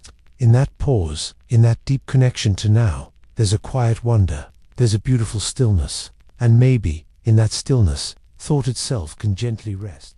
The quiet power of now. Have you ever just felt there, like truly in the moment you're in, not thinking about yesterday or what's coming tomorrow, just completely present, right where you are? This feeling of being totally in the now is a powerful idea. It's not about ignoring your past or future. It's about understanding that the only time you truly live, truly feel, is this exact second. It's about the breath you're taking, the sounds around you, the light hitting your eyes right now. All of it. It might sound simple, but thinkers for thousands of years have talked about this. Ancient philosophers, and even spiritual leaders like Buddha, taught that finding peace often means focusing on the present. They believed that when your mind isn't bouncing between yesterday's regrets or tomorrow's worries, you find a deep calm. This isn't a new idea. It's an old kind of wisdom, rediscovered by each generation. Think about when you're really into a video game, totally focused. You're not thinking about that pop quiz or what you'll eat later. You're just reacting to the game, moving, seeing, playing. Everything else fades away. That intense focus, that's you being in the now. Or maybe it's listening to your favorite song. Really listening, not just background noise. The music fills your space, and for those few minutes, nothing else exists. Here's the thing, that now isn't just about fun. It's always there, waiting. Even when things are hard, stopping and just noticing your breath, or the quiet around you, can be a tiny anchor. It's a powerful, quiet place inside you, where thoughts can slow down, and you can just be. Finding that spot, even for a moment, can make the world feel a little less overwhelming, a little more clear. It's a gentle reminder that life happens one moment at a time. My own calm island. Have you ever wished you could just hit a pause button on your thoughts? Like when your mind is racing, maybe about a test, or something someone said, or even just what to have for dinner. It's like a crowded, noisy city inside your head, full of traffic and constant chatter. But what if you could find a quiet corner, a secret garden, or even a calm island right there, inside yourself? That's the idea of a calm island. It's a mental space you can go to, a place where the noise fades, and you can just be. People, for thousands of years, have talked about this. Ancient thinkers, like those in Greece or in places like India, explored ways to find this inner quiet. They weren't just trying to relax. They believed finding this calm helped them think more clearly and feel more at peace, no matter what was happening outside. It's not about ignoring problems, but about dealing with them from a steady, clear place. Here's the thing. Think about a time you've been really focused on something, maybe drawing, or playing a video game, or listening to your favorite song with headphones on. For those few moments, the world outside, and even the usual busy thoughts in your head, seemed to disappear. You were just there, lost in that one thing. That's a tiny glimpse of your calm island. It's not an actual place with sand and palm trees, but a feeling of deep focus and peace you can learn to visit anytime. So, the idea is that even when life gets loud and confusing, you have this quiet place inside you. It's always there, waiting for you to remember it. And that's a powerful thought, knowing you carry your own calm island, always accessible, no matter the storm. The realization of enough. Have you ever felt like you always needed more? A newer phone, a cooler game, a different pair of shoes. Many of us know that feeling. But what if true peace comes not from getting more, but from understanding what enough means? Here's the thing. Enough isn't about having everything. It's about feeling full, feeling complete with what you already have. Think about a glass of water. When is it truly enough? Not when it's overflowing, spilling. It's enough when it's full, just to the top. That simple image holds a big idea. For centuries, people have thought about this. Ancient Greek thinkers, like the Stoics, talked about finding happiness, not in what you get, but in how you think about what you have. They believed true wealth wasn't endless stuff, but peace in your mind. It was about knowing when to stop wanting, to look around and say, this, right here, is good. Imagine you're building a Lego castle. You keep adding bricks, wanting it taller, bigger. Then, a moment comes. You step back and look at it. You think, wow, it's actually perfect just like this. It doesn't need another tower. It's complete. That quiet click when you realize the castle is just right. That's the realization of enough. It's not about giving up dreams. It's about finding calm in the present moment. It's realizing that not needing anything more can be a quiet freedom. It lets you appreciate what's already yours. Your breath, the sky, the simple fact of being here. That appreciation, that inner peace, can truly end the restless chase for more. The peace in this very moment. Have you ever stopped, truly stopped, and felt the quiet hum of the world around you? Or maybe the quiet inside your own mind? We often think peace is something we have to earn, or find far away on a silent mountaintop. But here's the thing. What if peace is already here, woven into the fabric of this very moment, waiting for us to notice it? Think about it. Our minds jump from yesterday's homework to tomorrow's test, or what someone said. That's normal. But ancient philosophers, like the Stoics in Greece, or early Buddhist teachers in Asia, understood this. They spent their lives practicing how to stay present. They knew that true calm wasn't about changing the world outside, but about changing how we see the world right now. They taught that the only moment we truly have is this one. The past is gone. The future isn't here yet. Here's an example. Imagine you're eating your favorite cookie. Instead of just munching it down while thinking about a game, try this. Really, look at it. Notice its color, its shape. Smell it. Take a small bite and let the taste sit on your tongue. Feel the texture. When you do that, for just those few seconds, your mind isn't racing. It's fully here, with the cookie. That simple act is a little slice of presence, a small moment of peace. It's like your brain takes a calm breath, and that's why it matters. This ability to find peace in the present moment isn't some grand spiritual quest. It's a quiet superpower we all have. It's about letting go of what was and what might be, just for a beat, and settling into the gentle rhythm of now. It's choosing to feel the sun on your skin, or hear the birds outside your window, or simply notice your own breath. In those moments, a deep calm settles in. It reminds us that even when life feels loud, there's always a quiet space within us, ready to be found. What if everything is fine? What if, for a moment, we asked ourselves, what if everything is actually fine? We spend so much time worrying, don't we? Worrying about what's next, what might go wrong, or what people think. Our minds can be like busy factories, always producing new fears. But here's the thing. What if the picture we paint in our heads, full of problems, isn't the whole truth? Sometimes, we get caught in a loop of thinking about worst-case scenarios. This makes us feel heavy, even before anything bad happens. Ancient thinkers, like the Stoics from long ago, taught something powerful about this. They believed much suffering comes not from what happens, but how we think. They suggested we focus on what we can control, our own actions, our own attitudes, and let go of what we can't, like other people's opinions or unpredictable things. They found deep peace in this idea. Think about a big test. You might worry so much that your stomach hurts. You imagine failing, feeling embarrassed. This worry can feel huge, but maybe, if you study what you can and then let go, the actual test won't be as scary as your mind made it. It's like watching a storm gather. You can brace yourself, but also trust the sun will eventually come out. The storm might feel intense, but it passes. So, here's a quiet thought to carry with you.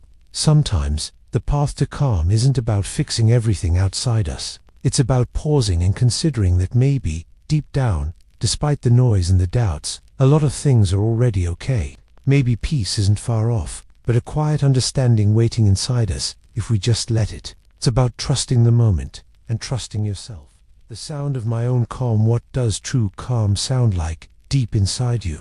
We often think of calm as total silence, like an empty room, but the sound of your own calm isn't really a sound at all. It's more like a feeling, a deep hum of peace that comes from within you. It happens when all the noise of the world, and even your own busy thoughts, begin to quiet down. It's the gentle breath of your truest self. Ancient thinkers, long ago, sought this place. They looked for inner stillness, not just quiet spots in nature. Philosophers like the Stoics, and those who meditated, knew real peace wasn't about outer events. It was about finding a steady, calm center, no matter the storms. They wanted to feel truly grounded. Think about a time you were completely focused. Maybe you were drawing, or solving a puzzle, or listening to your favorite music with headphones on. You were so deep into it that time seemed to disappear. Worries faded. You were just present, in that moment. That feeling, that steady inner focus where everything else quiets, that's the sound of your own calm. It's like finding a secret, peaceful room inside your mind, and that's why it matters. This inner quiet is a place you can always return to. It's like a hidden harbor for your mind. When things get loud or confusing, you can drift back to that calm space. It helps you think more clearly and make sense of your feelings. It helps you feel steady. It's a quiet strength, a gentle reminder that you have a peaceful core, always there, waiting for you to listen. The truth beyond words. Have you ever felt something so deeply, a moment so perfect or so sad, that no words could truly capture it? Like looking at a starry sky, or hearing music that makes your heart ache. You try to explain it later, but the words just fall flat, don't they?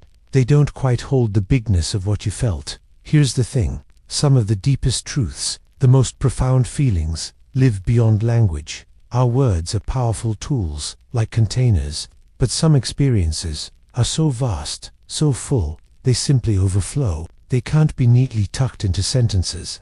People have known this for a long time. Ancient thinkers understood that silence, or a single shared glance, could sometimes say more than speeches.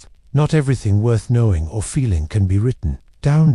Think about the peace you get from petting an animal, like a cat purring on your lap. It's a simple moment, but it's full. No big conversation, just quiet understanding, a feeling of pure connection. Or imagine when you finally grasp a tricky math problem. That flash of insight, that clear knowing, happens before you can even explain how. It's a truth that arrives directly, not through words. So, maybe the truest parts of our lives aren't always spoken. Maybe they are felt in the quiet spaces, in a shared breath, or in the silent hum of understanding that passes from heart to heart. It reminds us there's a whole universe of feeling and knowing inside us that doesn't need a voice to be real. And that's beautiful. It means we connect on levels deeper than we realize. The truth beyond words. Have you ever felt something so deeply, a moment so perfect or so sad, that no words could truly capture it? Like looking at a starry sky, or hearing music that makes your heart ache. You try to explain it later, but the words just fall flat, don't they? They don't quite hold the bigness of what you felt. Here's the thing. Some of the deepest truths, the most profound feelings, live beyond language. Our words are powerful tools, like containers, but some experiences are so vast, so full, they simply overflow. They can't be neatly tucked into sentences. People have known this for a long time. Ancient thinkers understood that silence, or a single shared glance could sometimes say more than speeches. Not everything worth knowing or feeling can be written down. Think about the peace you get from petting an animal, like a cat purring on your lap. It's a simple moment, but it's full. No big conversation, just quiet understanding, a feeling of pure connection. Or imagine when you finally grasp a tricky math problem. That flash of insight, that clear knowing, happens before you can even explain how. It's a truth that arrives directly, not through words. So, maybe the truest parts of our lives aren't always spoken. Maybe they are felt in the quiet spaces, in a shared breath, or in the silent hum of understanding that passes from heart to heart. It reminds us there's a whole universe of feeling and knowing inside us that doesn't need a voice to be real. And that's beautiful. It means we connect on levels deeper than we realize.